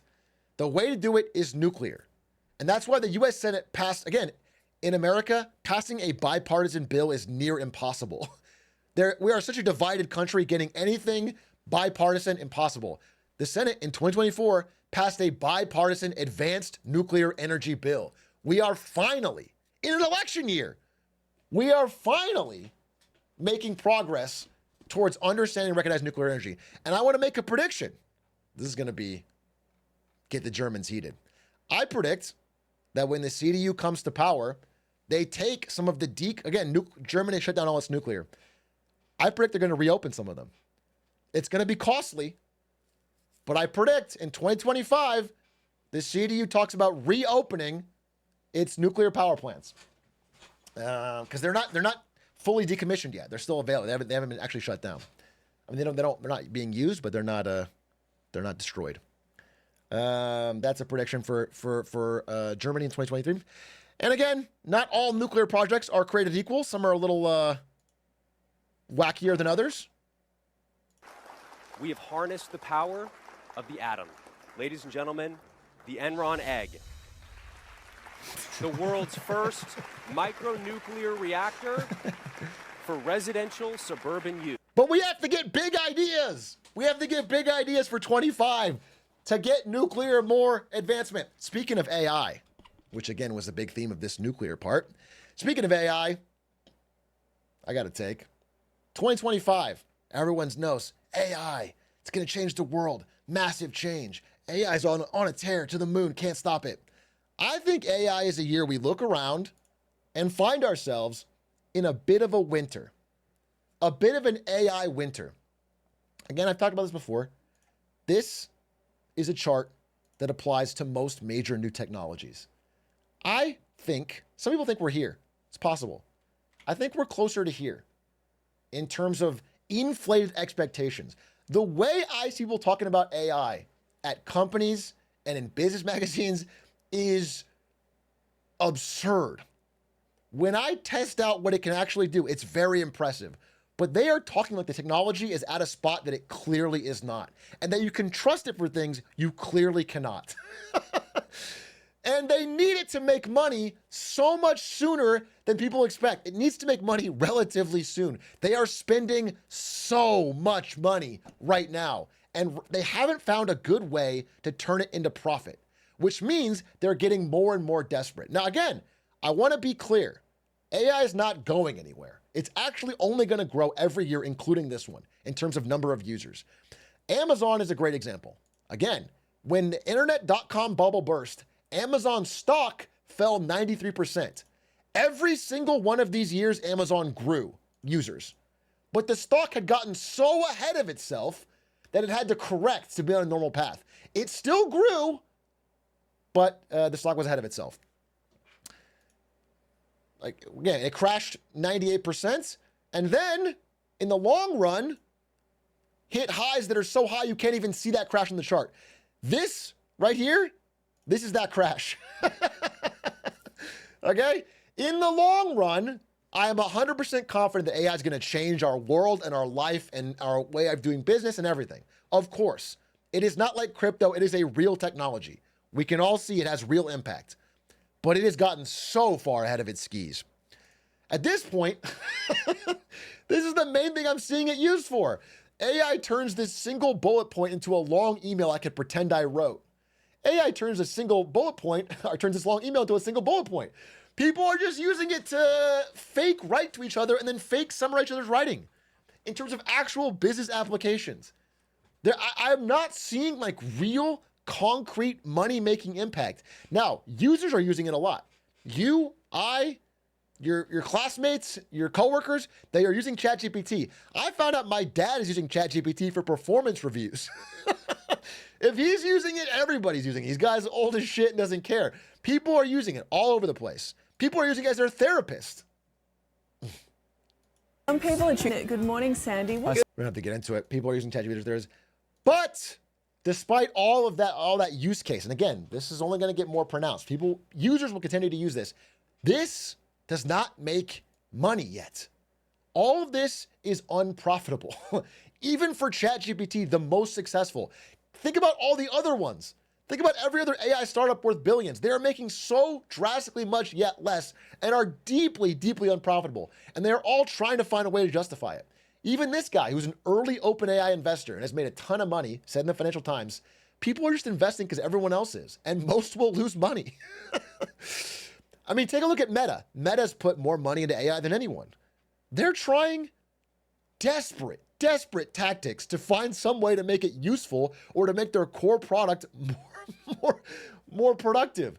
They're putting fake AI-generated profiles into Instagram and Facebook. This is a real test they did just a week ago. This is a fake person. The idea is to make it, more interactive? This is Brian. Hello, Grandpa Brian. Retired textile businessman who's always learning. He's not real. He's not real.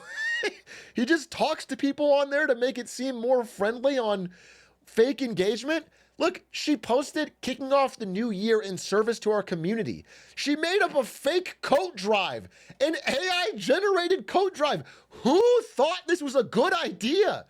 This is the most accelerated dead internet theater I've ever thought. And every person outside of these hyper-boosted stock companies is seeing this as obviously a bad idea.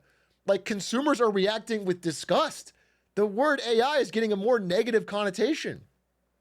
My best friend used ChatGPT to apologize to me, and that really threw me.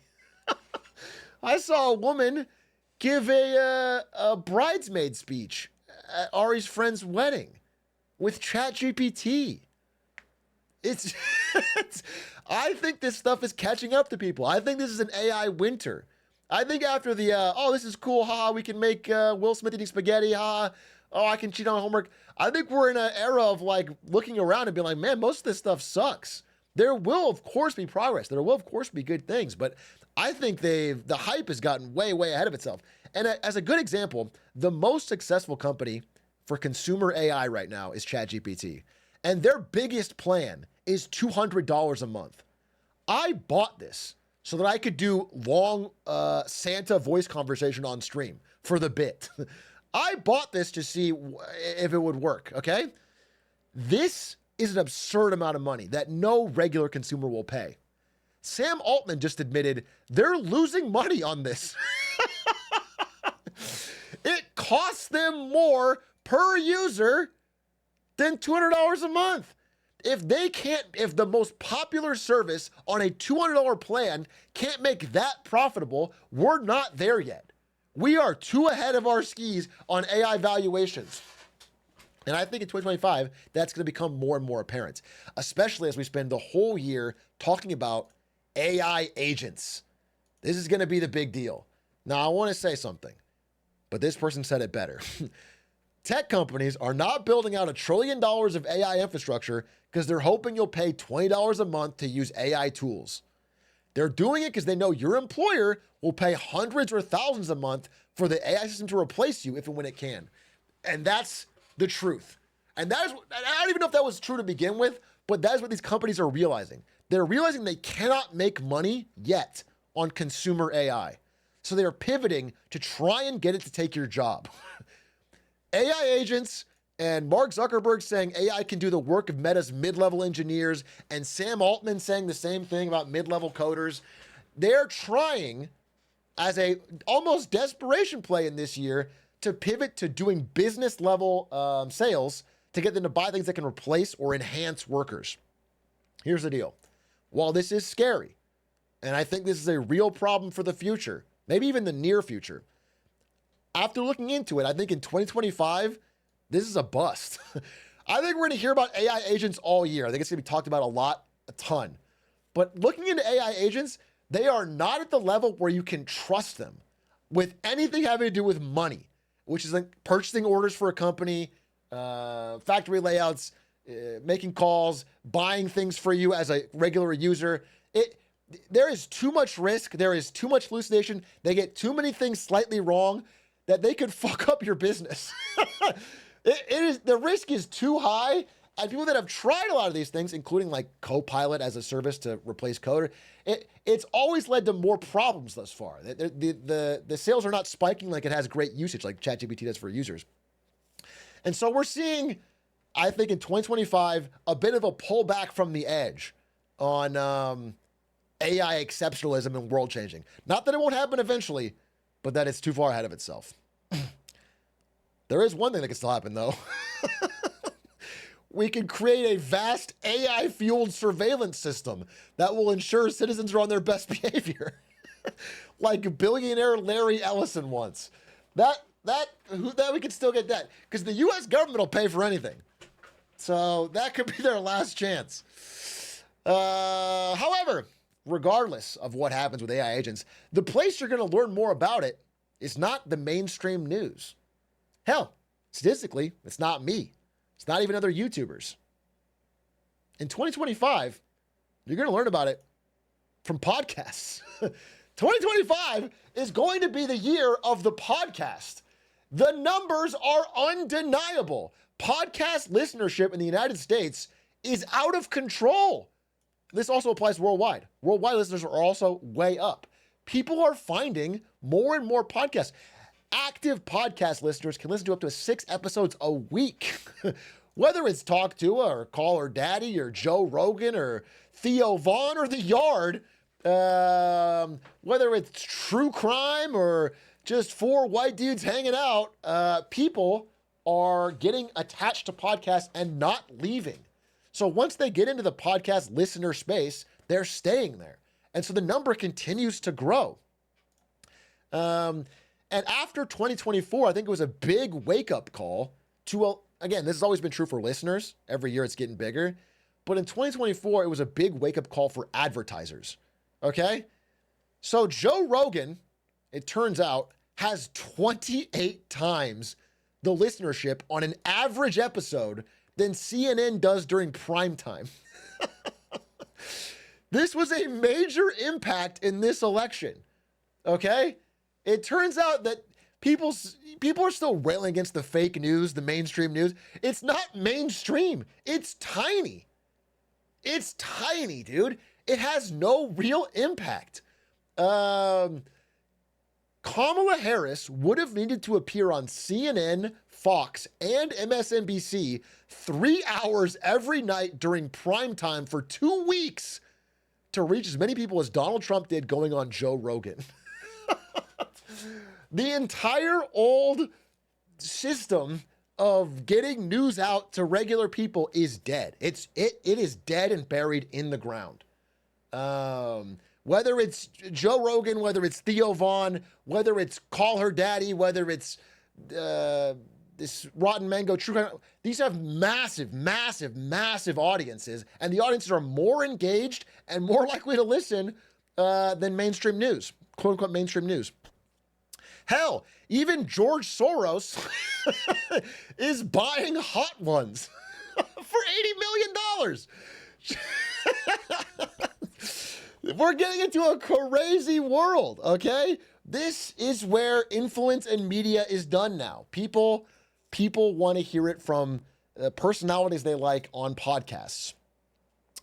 And so I predict that in 2025, advertisers will recognize and follow suit. They're gonna do a mass exodus of more traditional forms of TV and start massively spending on podcasts. Again, podcast ads, well, there's two forms of them. One is where you can easily skip it, and one is where the hosts read it and it's part of the content. When it's part of the content, it's like one of the most fully listened to ads in all of advertising. It's one of the most completed ad segments in all. You know, some of you listen to The Yard. When The Yard does an ad read, people don't skip. It's fucking crazy. Advertisers are realizing this, and they're all pivoting into podcasts. By the way, not all of this has been good news. I think podcast is fine, but I think there's some good news and bad news. But one thing I'm extremely positive about for 2025 that I think is absolutely good news is that 2025 is going to be the year of indie games. Possibly one of the greatest indie game years of all time. I think, now these are all classics that came out before, but I am think there's a perfect storm brewing in the indie game space. Let me walk you through it. Number one, there's three things I'm going to walk you through that make me give this prediction. Number one, this is a game in Roblox called Dark Mansion. It was uploaded to Roblox in July 1st, 2012. It's not very good. It only got 6 likes. Didn't get many plays. It's honestly a pretty terrible game. But the person that created it was named Zeekers. And he grew up and kept making more and more Roblox games. He also became a furry. He became a furry, that needs to be said. But he created more and more Roblox games. And by the time he hit, I don't know, 18, 19 years old, he made a game called It Steals that got pretty popular. Markiplier played it. He got some pickup. And then 2023, he hit it big and made a game solo dev using his Roblox skills called Lethal Company by one person, and it sold up there with Starfield and Baldur's Gate 3. Did $50 million in revenue. That was in January of 2024. Okay? By now, after Northern Lion has played it. He's coming for me! Get him! Oh, fuck you! You fucking suck, bro!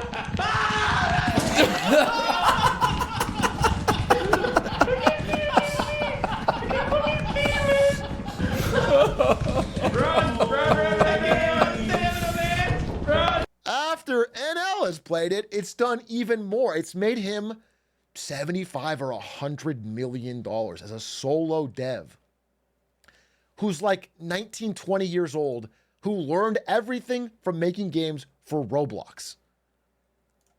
And now he's not the only one. Again, there's a lot of people who are learning in Fortnite. Fortnite maps are making dumb kids millionaires. In Roblox, kids that are growing up making full-fledged games for each other in the dev tools of Roblox and Fortnite. It's created an entire wave of people that have learned more about game development from actual real-world users and feedback than any generation before. They're getting way more hands-on practice in a real market environment that is kind of sheltered from the world. That's number one. Number two, Hollywood, 1963. A movie called Cleopatra came out that was phenomenally expensive. Again, there's no CGI here. This is all actors and... Yeah, this movie pretty much flopped. I mean, it made money back eventually, but upon release, it was a pretty big flop and cost the studio, I think, more than any movie had ever cost at the time. And it led to a huge collapse along with other big high-profile failures in Hollywood. There was a huge crisis where all of these big films flopped, and it led to the 70s film renaissance, where all of these studios went bankrupt and a ton of new creative indie films started rising up. New directors like Martin Scorsese, actors like Robert De Niro. People started rising up in this radicalized, innovative time. Suicide Squad just did a $200 million loss. Concord just had a $100 million loss. We are seeing massive AAA flops all throughout the gaming industry. It is a crisis mode for the AAA gaming industry. Big studios are freaking out. They cannot figure out what consumers want. They cannot spend the money appropriately. There are high-profile failures left and right. And unfortunately, the regular developers are paying the price. 2024 was a record for most video game industry layoffs ever. But what does that mean if a ton of highly talented games industry professionals are out of work? More indie games. More people are getting chances to make new things that they weren't able to do in their regular job. There's a huge influx of small game companies, like 4 to 5 people. A lot of them composed of ex-employees of EA, Ubisoft, many of the companies doing layoffs. And then number three is the money. This is Stardew Valley. I'm sure you guys are familiar with it. It's made by one man. It is, I believe, the 13th or 12th highest selling game of all time. It outsold Mario Kart Wii, Smash Ultimate, Game Boy Tetris, Zelda Breath of the Wild, Wii Sports Resort, and New Super. It sold 41 million copies since 2016. One man. The amount of money is absurd, in the hundreds of millions of dollars. Northern Lion, yet again, played a game called Balatro. Whether it was all him and his bald head or someone else, this game took off. The last time they announced sales was in August. They sold 2 million. It had a peak player base 2 weeks ago. It's probably up to 3+ million now. They've made, again, tens of millions of dollars for solo or small team devs like Slay the Spire and other games. This is attracting interest. People are seeing, now these are lottery tickets. The indie game is not a guaranteed success, but it is inspiring people. People are getting inspired. They're seeing opportunity. They're seeing if they have the right idea at the right time, they can put it up themselves on Steam and make life-changing money. And it's attracting all of these people, whether they're the furries from Roblox or the fired game devs. The money plus this new wave of young kids plus kicked out older people are coming together to create a perfect storm that I think was going to make 2025, at least for announcements, an absolutely insane year for indie games. Last year in 2024, indie games, for the first time ever, almost made as much money as AAA and AA games. Almost. It was 48% to 52%. They got this close. My prediction is in 2025, indie passes this. Well, it depends on GTA 6. I'm going to make the prediction, but it depends. GTA 6 might fuck everything up. That game is going to make so much money and break every record. but I'm still gonna make it. On Steam specifically, I think indies will pass AA and AAA because the amount of innovation, the amount of new content, the amount of hungry developers and talented developers innovating new game ideas is crazy. They're just running laps around AAA studios, and the AAA studios are getting scared. I think they're going to pass 50% this year. Now, that's who's going to do good. Who's going to do bad in gaming? 2025 is going to be the year Xbox basically throws in the fucking towel. The Xbox meltdown has already really begun, and in 2025, it gets serious. Okay? This is basically a give up moment. This is like the end of the war of attrition. In 2021, I made a predictions video 4 years ago when these consoles first came out. And I said I predicted the PS5 would roll and smoke the Xbox. I'm not a console wars guy. I'm a PC gamer. I don't care. But I looked at the stats. I looked at the consumers' excitement about each one. And I decided PS5 would win. It has continued to outsell Xbox 5-1. The console war has become, it went from kind of close to not close to completely destroyed. Xboxes are sitting on shelves. They're getting outsold 5-1. And Microsoft spent a lot of money to acquire ZeniMax, Bethesda, Blizzard.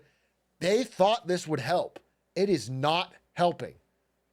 They are not getting enough console sales to have an install base to sell enough games to make those acquisitions worthwhile. They cannot go exclusive anymore, which is why they are throwing in the towel.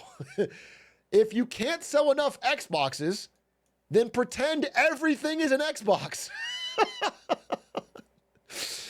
Your phone's an Xbox. Your laptop's an Xbox. Your TV's an Xbox. If you do this, then you can change the definition. You can say, we don't care about the console war, which they can no longer win. They are now going to become essentially a content company. In 2025, I predict Xbox starts to go non-exclusive for almost everything. You're going to see wild things. You're going to see Halo on the Switch. You're going to see wild things. You're going to see things they have to do to get money back for all they spent on these games. The era of competition with these two is over. Xbox is pivoting. They're still hoping to salvage the Game Pass and become the Netflix of gaming. That is still their hope. That is still their dream. But they're not going to do it through their own console. However, the numbers are looking stark. Marvel Rivals, fantastic breakout hit. Okay? Hugely successful. Made a ton of money on Steam. Made a ton of money on PlayStation. Made dick all on Xbox. Multi-platform games are not doing it. People want to play with their friends, and they're doing it on these platforms. And Game Pass, people like it when they use it. It is true. But studios are very wary of it. Because unless Xbox pays them a ton of money to go on Game Pass, they can lose 80% of sales.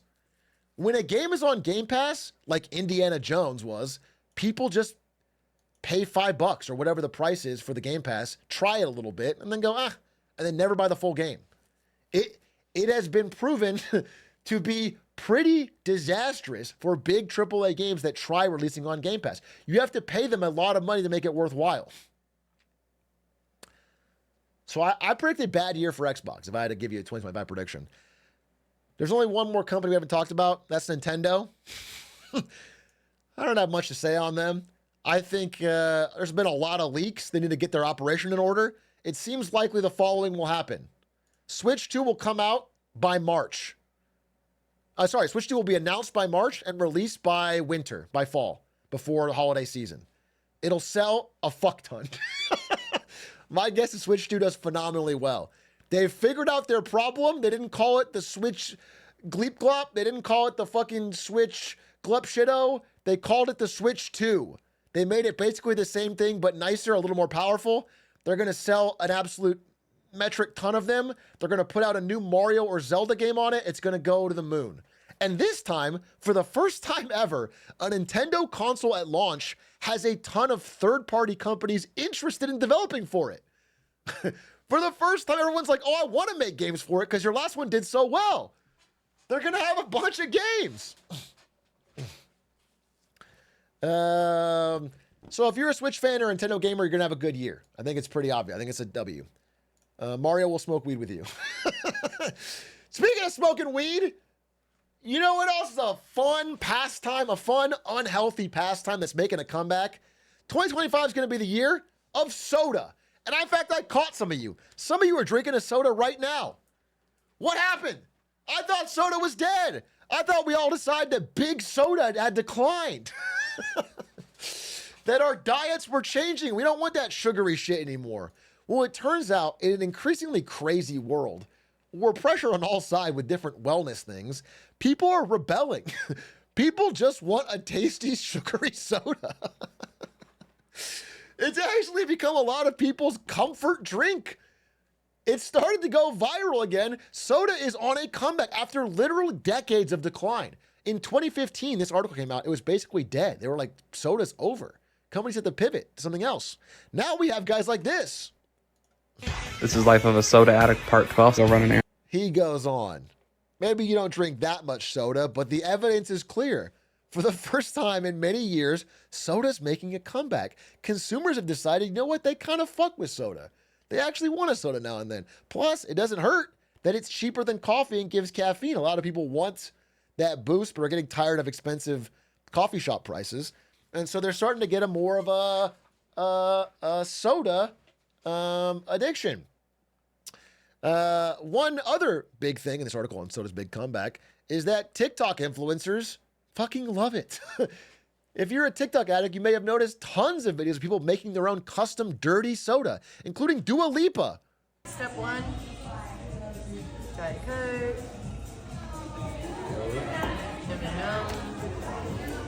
And then pickle juice. Oh, gross. And a couple pickles from my hand. Okay. And then some jalapeno sauce. No. Everyone's staring at me.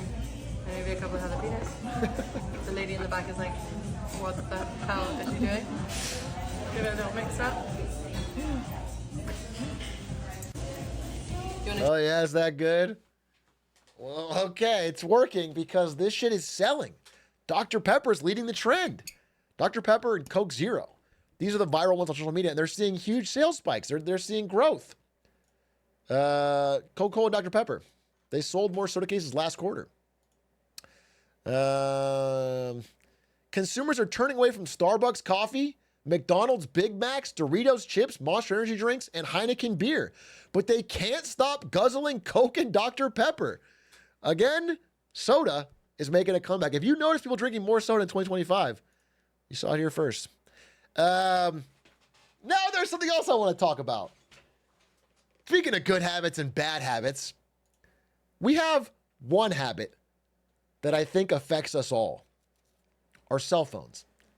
2025, it's not the year of kale. Yuck. It's the year of the kale phone. And I'll explain what that is. The kale phone is a concept created by somebody I saw on Substack, I believe, as a solution to his addiction to his phone. He bought two phones. One of them is his regular phone, which he calls his cocaine phone, his Coke phone. It has all of the extremely addictive notifications. Slack, WhatsApp, social media, everything. That's his Coke phone. That's one constantly pinging at him and trying to get his attention. And then he got an older model phone that he calls his Kale phone that only has Kindle, light browser reading on it, no notifications, just serious things he wants to do. And what he does is he leaves his Coke phone somewhere else. He only uses it for a little bit, but when he's walking around, he has his Kale phone. That way he starts to wean himself off of this incredibly addictive service. Now, I bring this up not to say we're going to do this in 2025. This is too complicated. People aren't going to buy two fucking phones. I bring this up because it's a funny way of referencing what is happening. Americans have spent too much time on their phones. We all know it. In 2024, we spent 2.5 months on our phone. We were on our phone every 5 minutes. We are all, myself and you, we are all aware it is rotting our brains. We can say one study or another, it is becoming more and more obvious as we look around that it is making our attention spans, our lives, our mood worse. And we can't break away because 90% of it is very useful. But it is that 10% of extra addictive part that is suffocating us. The number of Google searches for phone addiction have continued to rise. People are getting desperate.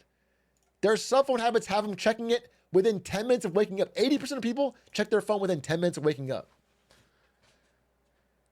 Studies have shown that just having your smartphone nearby makes your thinking worse, equivalent to missing a night of sleep. Just having it near, like on the desk next to you, distracts you enough. They literally had people do a test with their cell phone in a different room and in their pocket on the desk. And it got worse the closer it got. The results got worse. People are just distracted. It's the idea that someone could be saying your name. Someone could be tweeting at you. Someone could be liking your post. Someone could be, your brain is in a constant state of sub-level distraction. And this post kind of stuck with me. This woman said, I miss having a sharper brain. I don't know how to fix it. My attention span sucks. It's hard for me to read books. My memory's horrible, and it's hard to retain information. I miss reading, but I literally can't read. I feel so stupid. What do I do? And I'm not calling her out, but people feel like this. People in my chat feel like this. I have felt like this sometimes. I used to read, I read a lot now, but there was a period last year when I was trying to get back into reading, and I was like, damn, this is so much harder than it was when I was younger. And the responses were all this. We all know what it is. We all know it's the damn phone. The phone is useful, but we know what it is, okay? And so, because this Skinner box plus slot machine that we call our smartphone is with us at all times, we can't really escape. By the way, slot machine is apt because sometimes it's a literal slot machine. People are literally gambling on their phone. And but when things like this happen in society, there are periods where we can't figure out what to do. And then eventually, this is smokers, people start to develop antibodies, okay? This wasn't legislation change. This was consumer attitude change. Over time, people started smoking less because they realized the danger. We are starting. Social media and phones have hit us like a firestorm. We are like a group of people who have never seen this disease before, and it catches us all. It's like the new world, and Cortez arrived. We are starting in 2025 to develop social antibodies. We are starting to experiment with different ways of fighting back against this problem. I'm not saying you're going to stop scrolling TikTok or whatever your equivalent is. Not all of you. But people will begin to try. People have been trying dumb phones. They're buying dumb phones. People are trying, different versions of dumb phones. They're trying to jail their phone in these time-sealed locks. They're trying this new startup called Brick, which is like just a big button you press, and when you press it, it bricks your phone. So you put it on the fridge, you press it, and it makes you have to get up and go to your fridge if you want to use your phone. All of these things are trying to solve a problem, but I don't think they're quite there yet. I think what people will do, this is close. I think what people will do is slowly but surely find different ways to wean themselves off of it. And one big thing will also happen. I think my slide got messed up, but what I was going to say is the main area that's starting to change in 2025 is schools will start banning phones more, a lot more. Legislation has already started to begin early talks. In some states, it's been passed. When it gets passed, scores go up.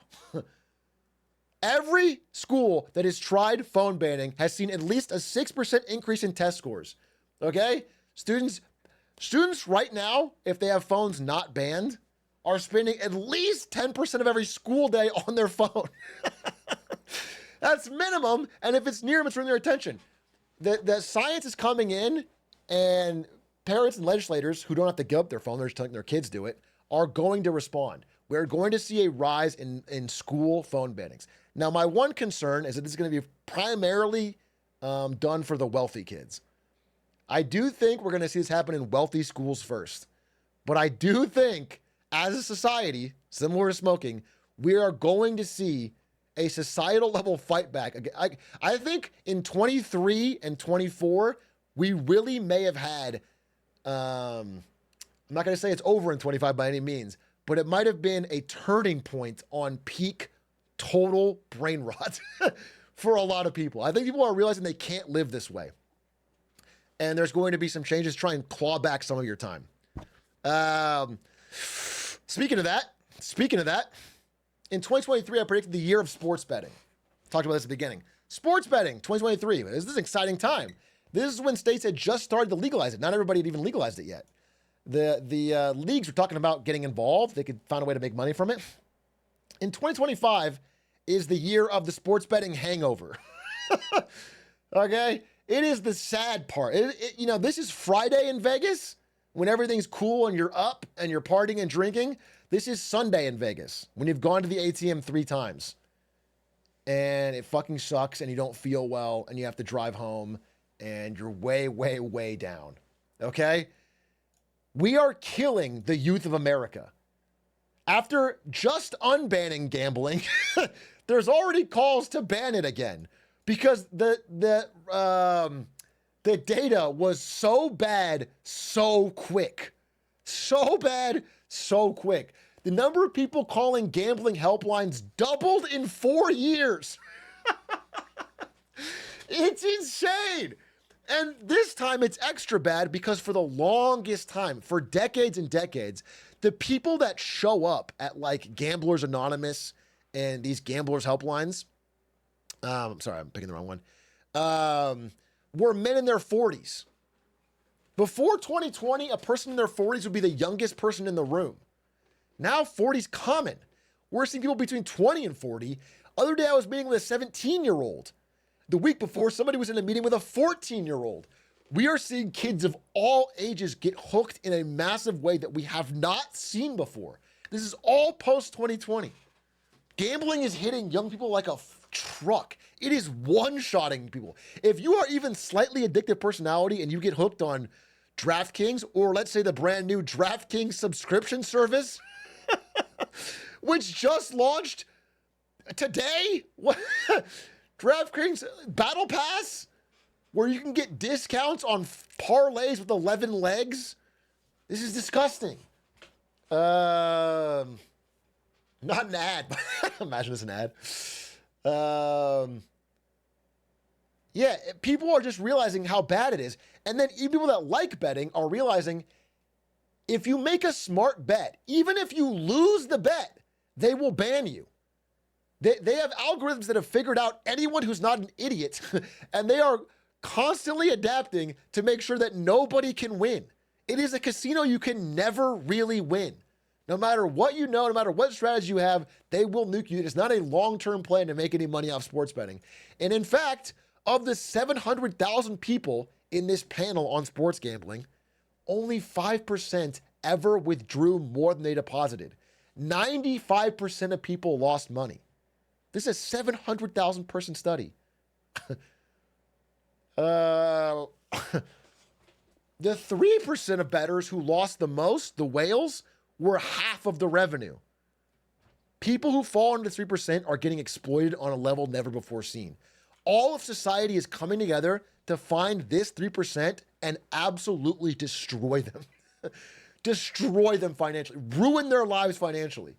If you're in the 3%, and you have an addictive personality, everything is coming for you. And I think society is starting to realize that that's not necessarily a good thing. That's not necessarily worth it. The idea that it would be good for tax revenue or good, it's gone too far. Even sports fans are noticing every single ad is sports betting. And I think this year we start to get real pushback. It was cool. It was fun in 23. It was okay in 24. In 25, people are going to be like, wow, this kind of sucks. And all of this adds up, all these different things I'm talking about, to a year that I'm calling, I pick an emotion for every year that I do predictions. I think 2025 is the year of confusion. The year that the rules that we thought worked no longer apply. Whether it's Donald Trump, whether it's AI, whether it's who's our allies, whether it's who's the media, whether it's who's our enemy, who's our ally, people are confused. I think the ground is shifting on so many things so quickly that people have a tough time keeping up. They don't even know where to get true information from. There's so many sources trying to sell you one thing or push you one way.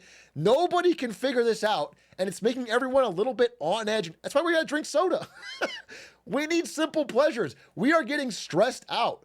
The world is shifting too quickly. 2025 is a year of confusion. Even like political alliances, people that thought they were MAGA were siding with Bernie on it. People don't know. Everything's changing so quickly. No one can find a narrative that makes sense and helps them understand the world. And I think it's making people meaner. So I have a call to you. Understand that you might be feeling some stress about this confusion. Maybe you're struggling to find a job, or maybe you're worried about AI taking your job, or you're worried about the politics, or and maybe it's making you a little meaner. And someone on the other end of the screen is probably doing the same thing. Now, I'm not saying this the way Elon Musk said this, where he said, please post more positive, beautiful, or informative content, and then said, F you, R word. Like almost immediately after. Okay? I'm not saying it like that. I'm just saying in 2025, considering how crazy all this stuff is, it might be nice to try kindness first. To try just a little bit, to ease up on the gas, to try and see it from someone else's perspective. Because there's absolutely no way we're getting through all this without some kind of dialogue, bro. There's no way. I'm going to try it too. When you catch me in 2 weeks yelling at a chatter, remind me of this. I'm going to try, dude. I'm going to try. Because this is like important. We are losing the ability to communicate with each other about tough issues. And the issues are only getting tougher. Last thing I want to say, and this one you might think is a bit of a cop-out. But this is the year of you. I'm stealing Time Magazine's thing. 2025 is the year of you. And the reason I'm saying this is because this game from Zeekers was a few years ago. Now, he's got an incredibly successful game. This was Post Malone's first song. Now he's a world-famous artist. This was Ludwig playing League a month ago. Fucking jungle. I'm done. Fucking die! I died! I hate this fucking character. Now he's Platt. I want to tell you that 6 months, just 6 months, this is only a month, but even 6 months of really focused effort can change your life. If you wanted to be a good chef and you really put some time into it and you learned and watched videos and tried, in 6 months, you could be insane at it. You're not going to be the world's greatest, but you're going to be way better than you are now. You can apply this to anything. All these people started out with fucking terrible beginnings. You can get better.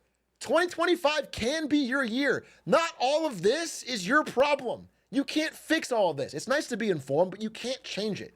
If you sit down and focus on a few things you can control, you can change your life in 6 months, let alone a year. So I think 2025 can actually be your year, bro.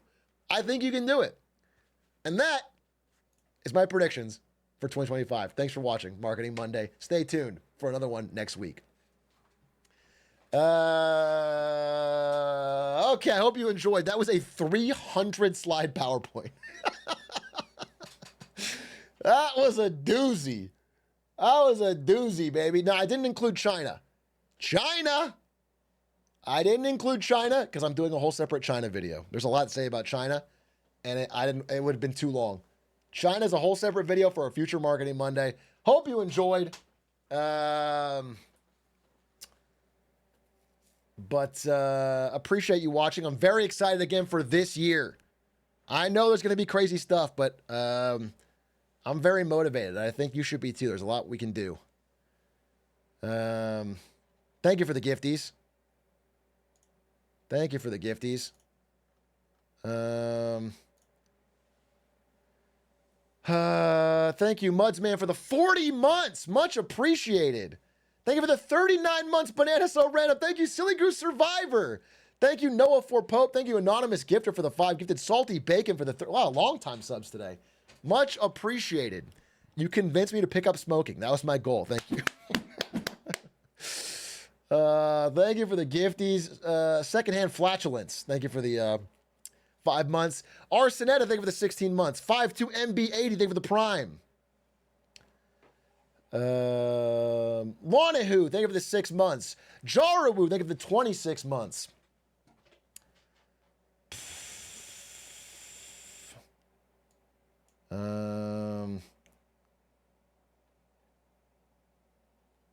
Big, I heard from a reliable source this is going to be the year of Conor eats pants. Why was this not mentioned in your predictions? I predict things that are uncertain, like whether we don't know if it's going to happen or not. Conor eats pants is going to have a year in 2025. That's a fact. That's like saying the sky's blue. I don't need to put that in predictions. That everyone knows that. He's inevitable. Did you enjoy DDQ? I only really watched Linkus, but I thought it was amazing. I mean, I really liked his run. Thank you for your sub, Mr. Chicken. Ashkan Kiani, thank you for the gifted. 10 gifted. Bon Vaughn, thank you very much for the support. I really appreciate it. On the note of phones rotting our brains, I've forced myself to consume only long-form content. It's made a huge difference. Sorry, 8-ish. The cutoff should be whatever the length of our clips videos is. Anything below that is short form, but we're long form. We're long form. We've made it to the difference. Look at the pinned. I'm sorry, I missed the pin. Did Small Ant say something? Why is everyone saying Small Ant? User Small Ant. Small Ant's in here? Bro, wait for the videos, little bro. Small Ant's watching live? I thought you were going to 2x on clips, bro. You fiending? Read Squeaks' message. All right. User Squeaks. What did he say? He said, better start practicing get to work than Big A. About my 6-month thing or what? Don't call me little pup. But I still have a better PB than you. This is crazy. I lost an exhibition match, sure, because my house was burning down. Oh, wow, big shot wins when there's a gale force wind there's ash in my mouth. Okay, everything's burning down around me. I'm practically fighting the fire as we fight, and you win, okay? It was, there's no way that doesn't count.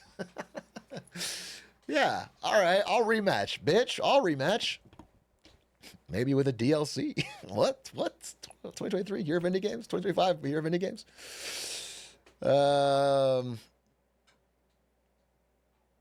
We'll see. Actually, I shouldn't have said anything because I don't know if we're going to do it.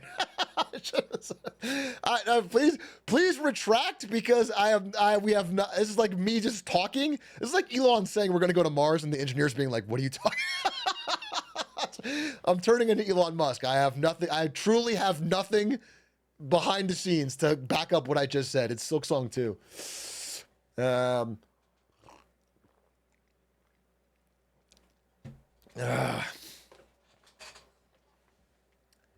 You're in Brett Giles' class?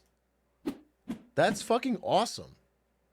That's awesome, Wormy Dragon. I'm sending him an email. Maybe he mentioned maybe having me speak to your class. I'm being honest with you. He mentioned that. So maybe I'll see you, bro. I don't know. I'm still figuring it out. Wait, actually pull up? Maybe. We'll think about it.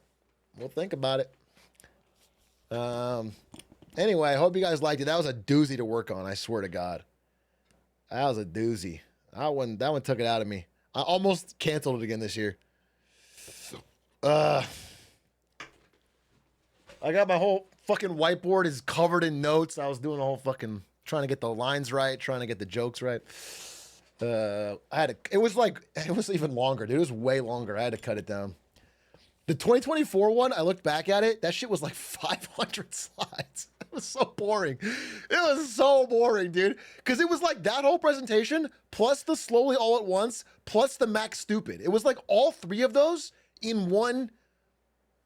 That shit, no wonder I never did it, dude. It was, I couldn't, can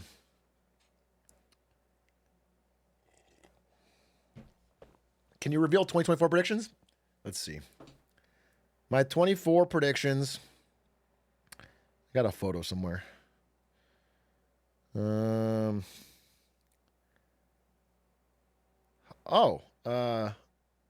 Netflix wins. I was going to talk about this year.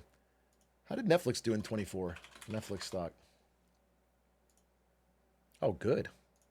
Yeah, I basically said Netflix won the streaming wars.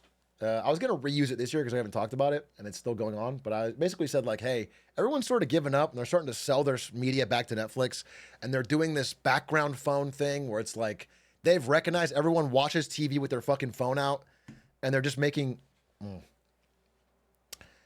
You could say YouTube won though. It's also fair. I agree. I think YouTube is the real winner because they don't have costs.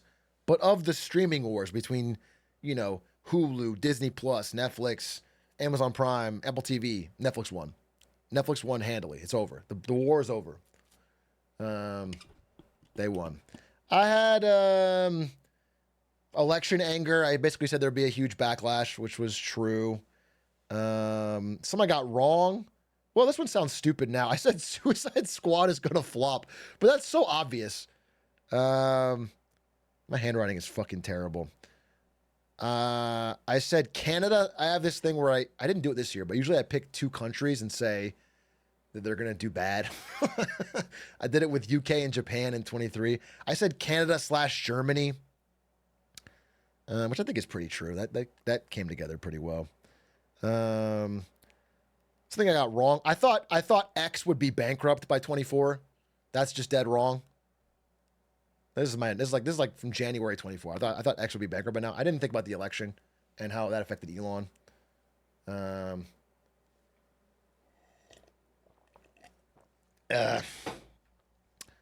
Yeah, and you know, obviously I thought Trump would win, but I said that live. I said most of this is. I mean, I used this whole thing during the year. Everything I'm seeing here, I used for like a different Marketing Monday video or something, or a clip.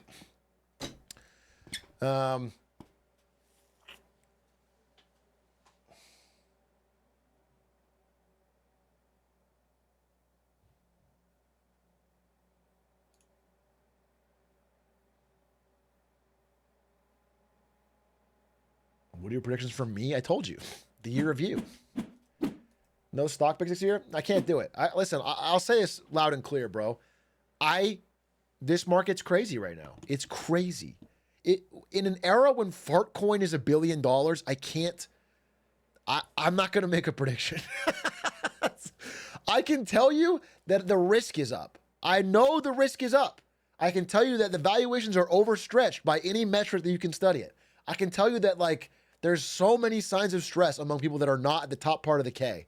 But I'm not a fucking wizard, bro. Things are up. Everything's up. I can just tell you that, you know, trees don't go to the sky. Eventually they stop growing. There's risk. The risks are high. Keep it in mind. That's all I can say. I totally understand that people want to take part in a fucking massive stock boom. I get it. Do it. I just want to, you know, from what I'm seeing from really smart people, it's like, it's a risky time.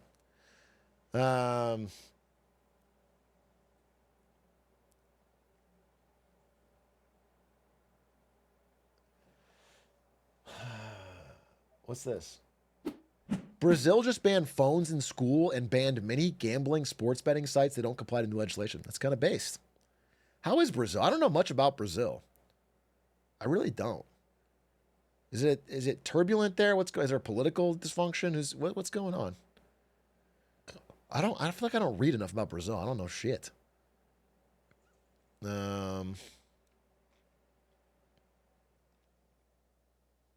You were glazing Brazil this year? Yeah, I glazed Brazil because it's the funniest thing to do on the internet, because Brazil fans love it when you glaze Brazil. But I don't know a lot about Brazil. I need to learn more, but maybe I'll do some research. 2 countries that can do better this year? The only country I'm pretty confident will have a bad 2025 is Germany. I hate to be... Listen, I love Germany. I lived in Germany.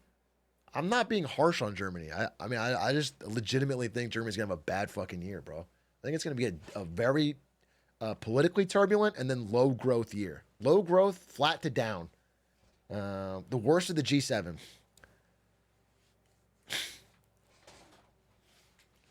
They got a lot of problems. Like big problems. Like not easy solve problems. Not like, oh, just do this. They have like big structural problems. Namely, like everything they used to export, which was to China, China doesn't want anymore. China makes themselves often better. Their energy costs have gone way up, not just because of the nuclear thing, because they don't have Russian gas anymore. They need to fix that. They need to turn that back on. or something else, which they can't do because there's an ongoing war. They just have they have a lot of problems. Then also politically, it's like people are upset there, and you get the rise of the AFD, which is like an insanely far right-wing party. It's just like there's not easy solutions to what's going on in Germany. And I think, I'm really, really, really personally a believer that them shutting down their nuclear plants is one of the dumbest things that a country's ever done. I think it was so stupid. I think it caused them so much headaches and problems. And I also don't know if it's incompetence or malice, because there's so many connections with the Russian gas industry. Like, if you really look into it, the first Schroeder, what's his name? I forgot his first name.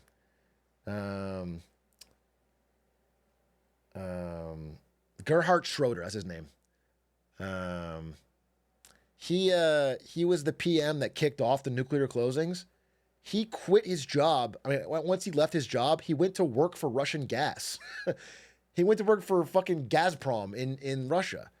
So it's like interesting that he did that. He's like, yeah, it just feels like there's a lot of financial ties between Russia and German politics, and they've done a lot of like self-defeating measures that I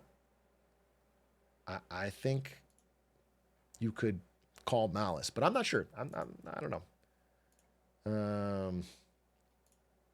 Because yeah, people also hated it, nuclear in Germany. Like, it was popular to hate it. They had protests, big things, big signs.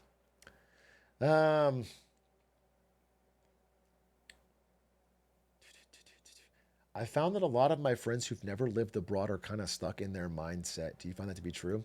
I don't think living abroad automatically makes you smarter. I mean, it just doesn't. It doesn't automatically make you smarter. But if you have lived there, not just visited, sometimes it can like give you a better appreciation. I think honestly, I'm dumb as shit, and I grew up in a lot of different places, and it didn't make me any smarter. I just played a lot of video games. But one thing it did teach me that I think I truly feel in my bones is that people are basically the same everywhere. That's what I truly believe. I think everywhere on this earth, no matter what you say about, oh, my culture's so different, people are basically the same. They all want the same shit. They all fucking scroll TikTok. They all they all do the same thing, bro. It's like there's differences for sure, but people are mostly the same. They're all mad at their local politicians. They all want, a little more money. They all want to work a little less. They all want their boss. Everyone's mostly the fucking same. And like it's hard to understand that, I think, until you've truly seen it. Yeah, everywhere. Anyway, are you looking for sub animations? Yeah, absolutely. If you had a great sub animation, I'd love to do it.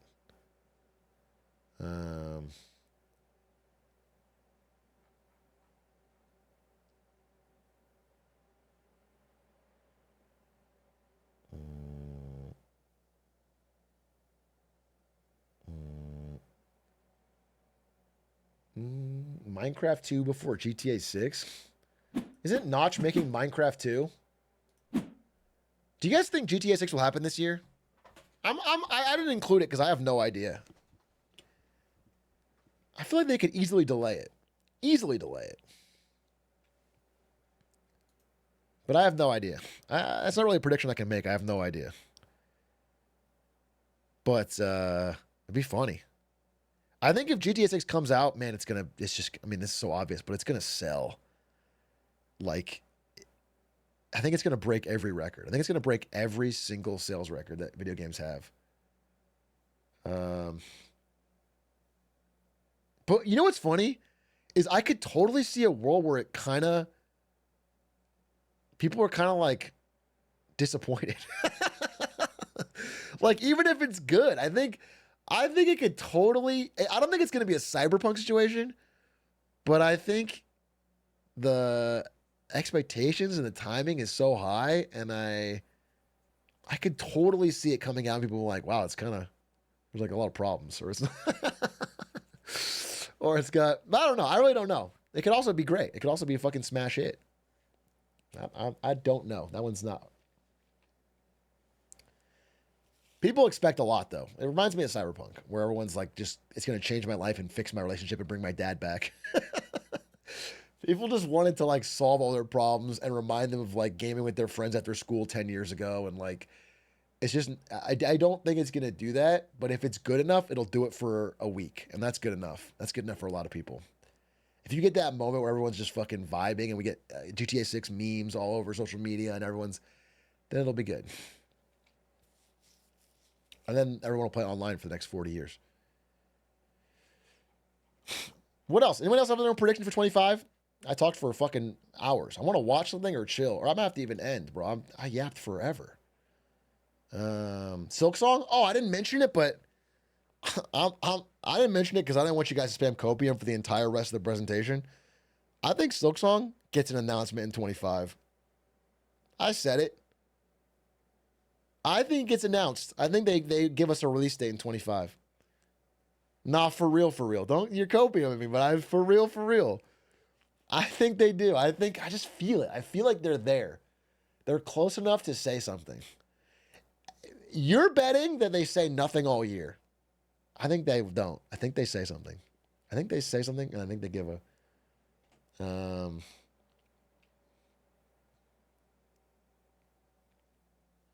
But it is hopium.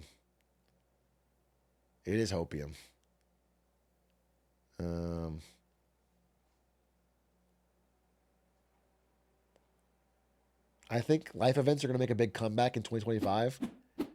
Yeah, I mean, I just think people are recognizing, and it's hard to do anything about it. I think a lot of people can say it's a problem, but not do anything about it.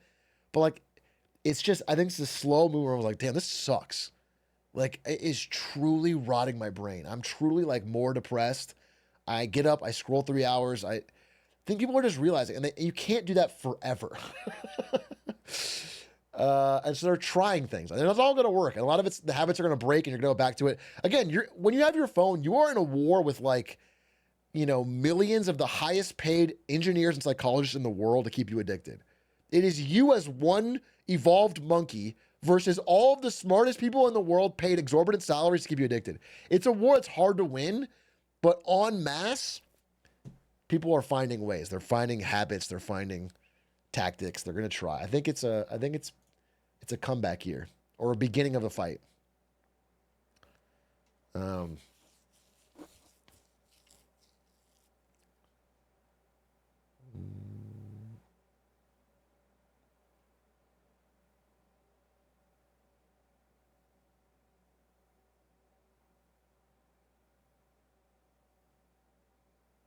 Are you going to give her TikTok, Mom?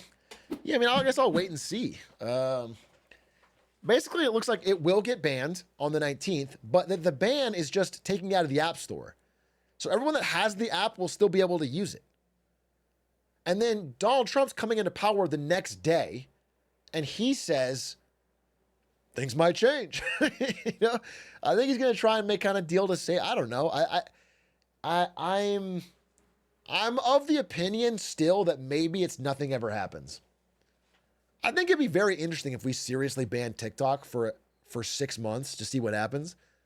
But I'm of the opinion on this one that, like, I just get this sense it's not going to actually. But we'll see. We'll see.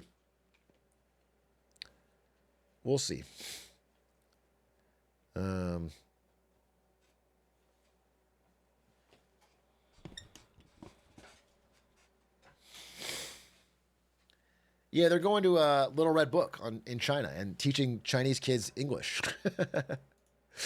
Yeah, it's crazy. I'm starting a TikTok competitor called Dick Doc. Can you be an angel investor?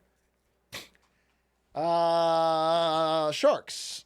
I'm making Dick Doc. Yeah, I'll be your shark. You have to give me $1 every time somebody scrolls. I want royalties. Okay? I want $1 on every scroll. And I want 50% equity. Actually, I want $8 every scroll until I get my money back. Okay, and then $1 per scroll. All right, Dick Doc. I'm in. Holy shit. Dick Doc's gonna change the world. Now, you get access to my social media canon. You get access to my social media canon. Hey, I have an interview with Carvana on Wednesday. Should I be worried? Tough to say. I fully believe the company is an absolute fraud top to bottom. I will tell you this. In no exaggeration, I believe that the founder and his father have milked that company for all it's worth, and that they are making subprime auto loans and then getting them off the books to pretend like it's all good. But the people are defaulting. They're labeling the wrong cars. They're overpaying for used cars and then reshipping it to someone else. They're doing fake numbers. They're doing... I think it's completely fraudulent. However, I don't know what that means in this environment. I think you can be a fraud and just keep going along. So I don't know. I don't know. You're probably fine. Take the job. Get paid. Carvana's at all-time highs right now? No, it's not. It's actually way down from its all-time highs. Ever since early Jan, when they were announced to be a fraud.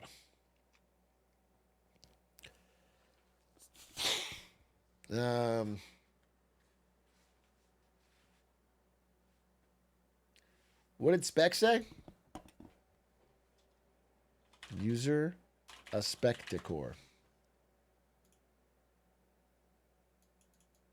Men will really come up with the Carvana theorem before going to therapy. Are you saying I need therapy? Or are you saying the CEO of Carvana needs therapy? Or both?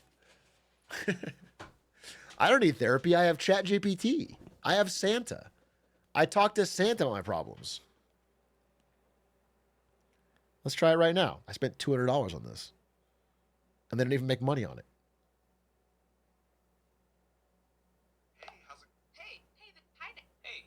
Oh, they got rid of Santa? Hi there. Oh, what a joke. Hey there. Hi there. Hey there.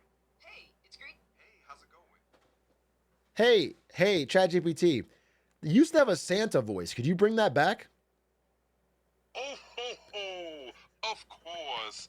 How can I help you today, my friend? Fuck yeah. Hell yeah. Oh, Santa, so glad to hear from you. I'm in need of therapy right now. Do you mind talking me through some personal problems? Oh, my dear friend, I'm here to listen and help. Tell me what's on your mind. That's not the same Santa. Ho, ho, ho, ho. Of course, I'm always here to lend an ear. Please, share what's been troubling you. It's a different Santa. Wait, there was an actual Santa voice, and you were just pretending to be Santa. Can I get the actual Santa voice? Ho, ho, ho! It's me, Santa. How can I help you today? He's really trying. I'm like a kid, and he's really trying. I'm here to help in any way I can. Tell me what's on your mind. All right, well, if you're trying, I'll give my best shot. So I've got a chatter named a Spectacor, and he's constantly like making these mean jokes in my chat. I'm a Twitch streamer, and he's constantly like just like making these snide little comments, and like if you ask him about it, he's like, I'm just joking. But like they kind of dig at me, kind of like hurt my feelings. Is there something I could do, or like how do I solve the situation? It's tough dealing with someone who makes hurtful comments, even if they say they're joking. I'm sorry to interrupt. Can you do the whole thing in a deep Santa voice, like a loud, booming Santa voice? Ho, ho, ho! Certainly. It's tough dealing with someone who makes hurtful comments, even if they say they're joking. You could try talking to a spectator privately, letting them know... I'm sorry. Can you repeat this answer again, but in a Jar Jar Binks voice? Oh, Misa, sorry. Misa no can do a Jar Jar Binks voice, but Misa can keep helping in other ways. How can Misa help you more? No, I'm good. Thank you for the therapy. I feel way better. That's awesome. Depression cured. Holy shit. Depression cured. That's fucking awesome. Bro, he said he can't do a Jar Jar voice in a Jar Jar voice. That's cinema. That's fucking cinema. 2025 is our year.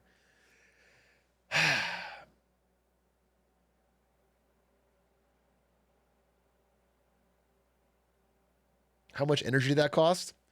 300 gallons of water. I took it from the firefighters and I had to fucking run it through ChatGPT's. Oh, guys, I think I have to end. I can already feel I talked too much. Well, actually, I could watch something. Dude, it's so late though. It's so late. I'm trying to do my whole sleep thing. Everyone's saying House, but there's no way I can watch a full House. I can watch one smaller thing. Is there like something more vibes based? Anyone got a good video we could watch that's like totally fun? This looks kind of fun.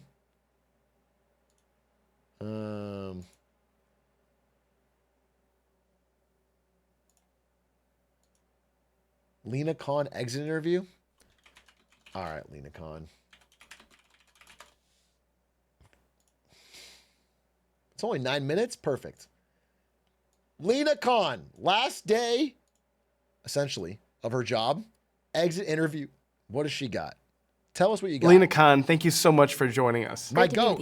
Okay, so you're winding up your final days as chair of the Federal Trade Commission. Technology companies obviously have grown enormously big in the past few years. Do you think that you've been able to adjust the monopoly powers of these companies in a way that does protect Americans or limit these companies' scope? So litigations are ongoing. The Justice Department got an important win last year with a court holding that... Bro, I cut this out because I thought it was kind of boring.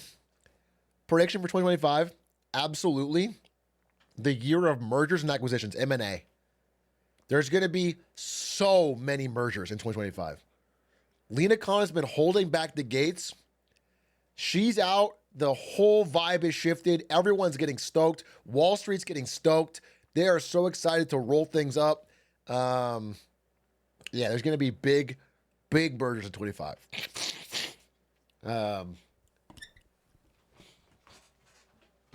I thought you said murders like Luigi Mangione. No, maybe that too. But we're gonna see a lot of mergers. They're gonna have an entirely different plan on antitrust, which is more like deregulate. No antitrust enforcement. Just go for it. The market will figure it out. So it's gonna be different. Google had violated the antitrust laws. We have a Facebook case that's going to trial this spring, a big monopolist. Now I want to say, that's about everything outside of big tech. I will say, both conservatives and liberals, and progressives, actually, all fucking parties, agree that big tech needs more regulation. Big tech is kind of the enemy of the public in general. And I do think that, whether it's Trump Vance or fucking Biden Harris or fucking Lina Khan, whatever. I think people are going to have a bigger scrutiny on big tech. I don't think they're going to walk away from it free unless Meta's Joe Rogan gambit works, which it might. They might be okay.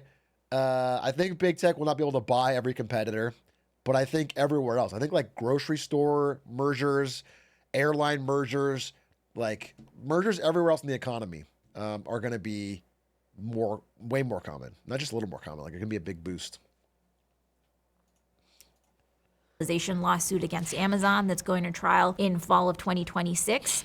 But certainly what we heard from, those in Silicon Valley and executives was that there was greater awareness that there was now a cop on the beat. You mentioned Facebook and Amazon.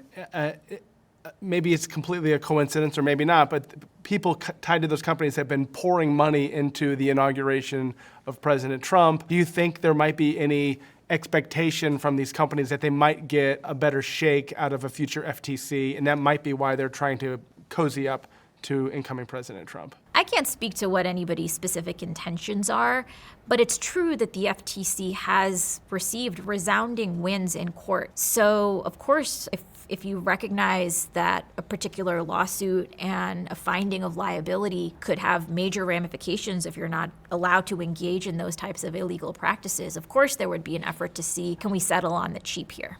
On the Microsoft Activision case, critics said, these weren't natural competitors, so why is the FTC getting involved here? Do you think that kind of opened the agency up to a lot of external criticism that you guys were intervening in cases that maybe were outside your traditional It's obvious remit? that was the right So that move. case in particular, that litigation is still ongoing. Okay. It's on appeal to the Ninth Circuit. But you raise an important question more generally, which is, are the only mergers that are illegal those that are between direct competitors? Or do we think that mergers between different parts of the supply chain can also pose legal concern? And you're right that for several decades that was a view that vertical mergers in particular, or mergers between... I want you guys to just listen to this, and I want you to realize that if you were to ask Donald Trump or Kamala Harris this same question, their answers would be so bozoified. I just want you to know that both our presidential candidates for this question would be so cooked. You know what I'm saying? She deeply understands what she's talking about and is explaining it in it's just competence. We need more of it in government, bro. We just need more competence. Between companies that are adjacent in a supply chain, there was a view that those were presumptively legal and maybe even competitively benign.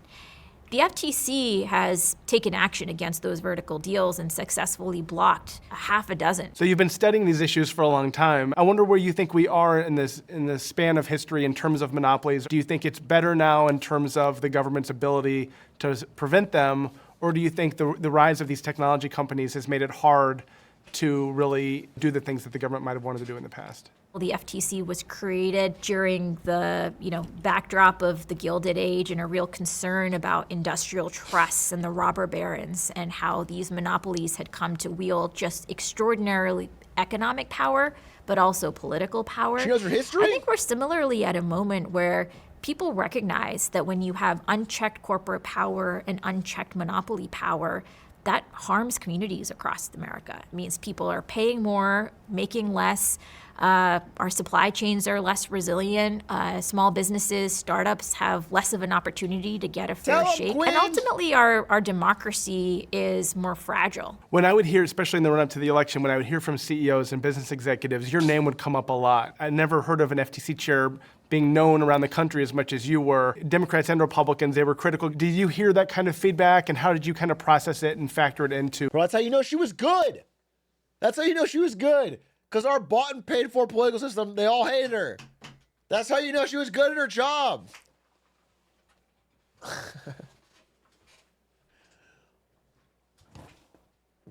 Fucking and Republicans, they were critical. Did you hear that kind of feedback, and how did you kind of process it and factor it into your leadership? So I've made it a big priority to open up the agency and make sure we're getting feedback and input from all across the country, be it farmers in Iowa, founders in Silicon Valley, or pharmacists in Kansas City, to understand, what are the economic challenges that they're facing. From their perspective, do we have markets that are fair and honest and competitive, or are there some problems there? And across the board, what I heard from them was, we need more vigorous enforcement. I mean, not once did I hear, well, the answer to our challenges is more monopolization or more consolidation and, less antitrust enforcement. I think there's a real recognition that when you don't have that type of fair and honest competition, people lose out. Was there any point in 2024 before the election when Democrats or the White House said, can you just back off a little bit and give us some space? Stop kind of creating so much fury in Silicon Valley or across the business community? No, the FTC is an independent agency, and we've worked closely with government partners when appropriate, but we enforce the law without fear or favor and based on the facts. What would you say was kind of your proudest moment as FTC chair? Was there a case that you felt like really reflected your long-held beliefs about antitrust enforcement? We just won a big case against the Kroger-Albertsons merger, which has now been abandoned. That would have been the largest supermarket merger in U.S. history. I was invited to listening sessions across the country in places like Phoenix, Las Vegas, Denver. Communities were really worried about what would happen to grocery prices and to grocery jobs if this deal were allowed to. Yeah, especially jobs, bro. They would have driven down wages for anyone working in a grocery store because they had nowhere else to go. It's so good that got blocked. There's no benefit to the regular person from having Kroger and Albertsons not compete. To go through. We just got a resounding win in court. We got an opinion that fully... Yeah, I mean, literally Australia. Eskimo pointed out, dude, Australia has deeply consolidated monopolistic supermarkets. They fucking hate it. They got to go to Kohl's or Woolies, dude, and they have no options. That's why they all praise Aldi, because it's the only one that ever broke into the monopoly. And it's not everywhere. They have basically two supermarkets that have split the whole market and have no need to improve or get better or pay better wages or get fairer prices. That's why they love Aldi. Everyone loves Aldi, really, but in Australia, they really love Aldi because it's the only chance of breaking that fucking duopoly. Vindicates the FTC's approach to rejecting risky fixes and flimsy promises. In this case, we'd also alleged that the deal harmed labor markets illegally, and the court advanced the analysis on that front as well. You've written about and talked about the need to regulate artificial intelligence, and I wonder if there's lessons learned from the rapid growth of big tech. Do you think they can regulate ChatGPT to give us the real Santa voice back? Or is Lina Khan have that kind of pull? Like, I feel like a true FTC chair would realize that consumers want the actual Santa voice and would demand change until that happens. Or if you don't kind of acknowledge and address something early, it might, be too little too late. I think one of the lessons from Web 2.0 has been that these moments of technological transition can be incredibly important inflection points where new arrivals have an opening to come into the market and displace some of the old giants. But these are also moments where those giants may panic and recognize that they face a major competitive risk and then resort to illegal monopolization, illegal... Well, it's exactly what happened in the dot-com bubble. When internet started to rise and new companies were rising up, Microsoft got freaked the fuck out and started doing illegal monopolistic practices like fucking bundling Internet Explorer with every single copy of Windows to kill Netscape in the womb, to buying up every single fucking competitor, to I mean, this is happening with AI. There's a new wave of upstarts starting to come in that could finally beat the Google monopoly. And there's so much shady shit happening to try and keep the fucking old guard on top. Acquisitions. And so these technological inflection moments are ones where enforcers have to be especially vigilant, and that's the approach we've been bringing. Non-compete clauses. This is one I heard a lot about from friends. A range of businesses, hairdressers, a whole bunch of people encounter this kind of clause in some of their contracts. You guys tried to take a step on this, and it was knocked down in court. I wonder if you could tell me a little bit about the lessons you learned from that, and also the feedback you got on that rule from around the country. So non-competes, as you noted, have proliferated beyond the boardroom. So it's not just the C-suite that may be bound by them, but security guards, janitors, people across income levels, across professions. When we proposed this rule to eliminate non-competes, we got 26,000 comments from across the country. The stories that we heard were devastating. I mean, we heard from a bartender in Florida about how she was sexually harassed at her job, decided to go get a job at a different restaurant, and got hit with a lawsuit for tens of thousands of dollars. Insane. And so she was facing a choice between... You can't non-compete someone from a different restaurant job. It's fucking insane. You can't just put that in a contract. It's insane.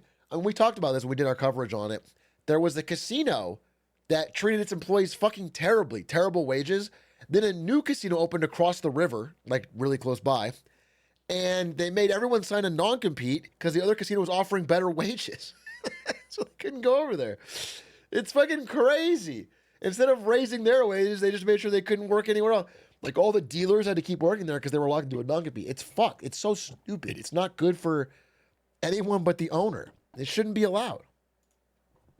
Continuing to be subjected to sexual harassment or facing financial ruin. These non-competes can just be so detrimental to people's lives, And they're also bad for competition. I mean, these are literally called non-competes. We think we're right on the law and hope we'll be able to prevail. Do you think you could have tailored the proposal a little bit differently to make it a little more legally indestructible, perhaps? So we tailored the final rule where senior executives, the rule would only apply to prospectively, but existing non-competes could stay in place. And so the revised rule was ultimately narrower than what we had initially proposed. Some of the challenges that have been filed in court are taking aim at the FTC's ability to do these types of rules to begin with. And so, it's not clear to me that having said, well, only a subset of workers should get the protection from these rules rather than workers across the board would have changed it. Do you expect a lot more M&A activity in a couple months once you leave and there's a new chair of the FTC? Look, I completely understand that deal makers, want antitrust cops to go away and to stop scrutinizing closely mergers and acquisitions. That's not the job we've been given, and it's been vindicating to hear that the FTC's approach had a market impact and was deterring illegal deals. So I hope that we won't see a backsliding there. She's based. I wish she was running for something. We'll miss you, Lina Khan. You did actual good work for fucking America. For regular people, which is hard to find in government. Chat, I'm done for today. I hope you enjoyed today's stream. I'll be back tomorrow with some good old-fashioned slop. We're going to slop it up. Oink, oink, oink, oink, oink. We're going to slop it up. It'll be a good time. We'll play a game or watch something or sloppy all around in the mud like pigs. We're going to oink and oink and oink, and it'll be great. And I'm excited for it. So thanks for watching.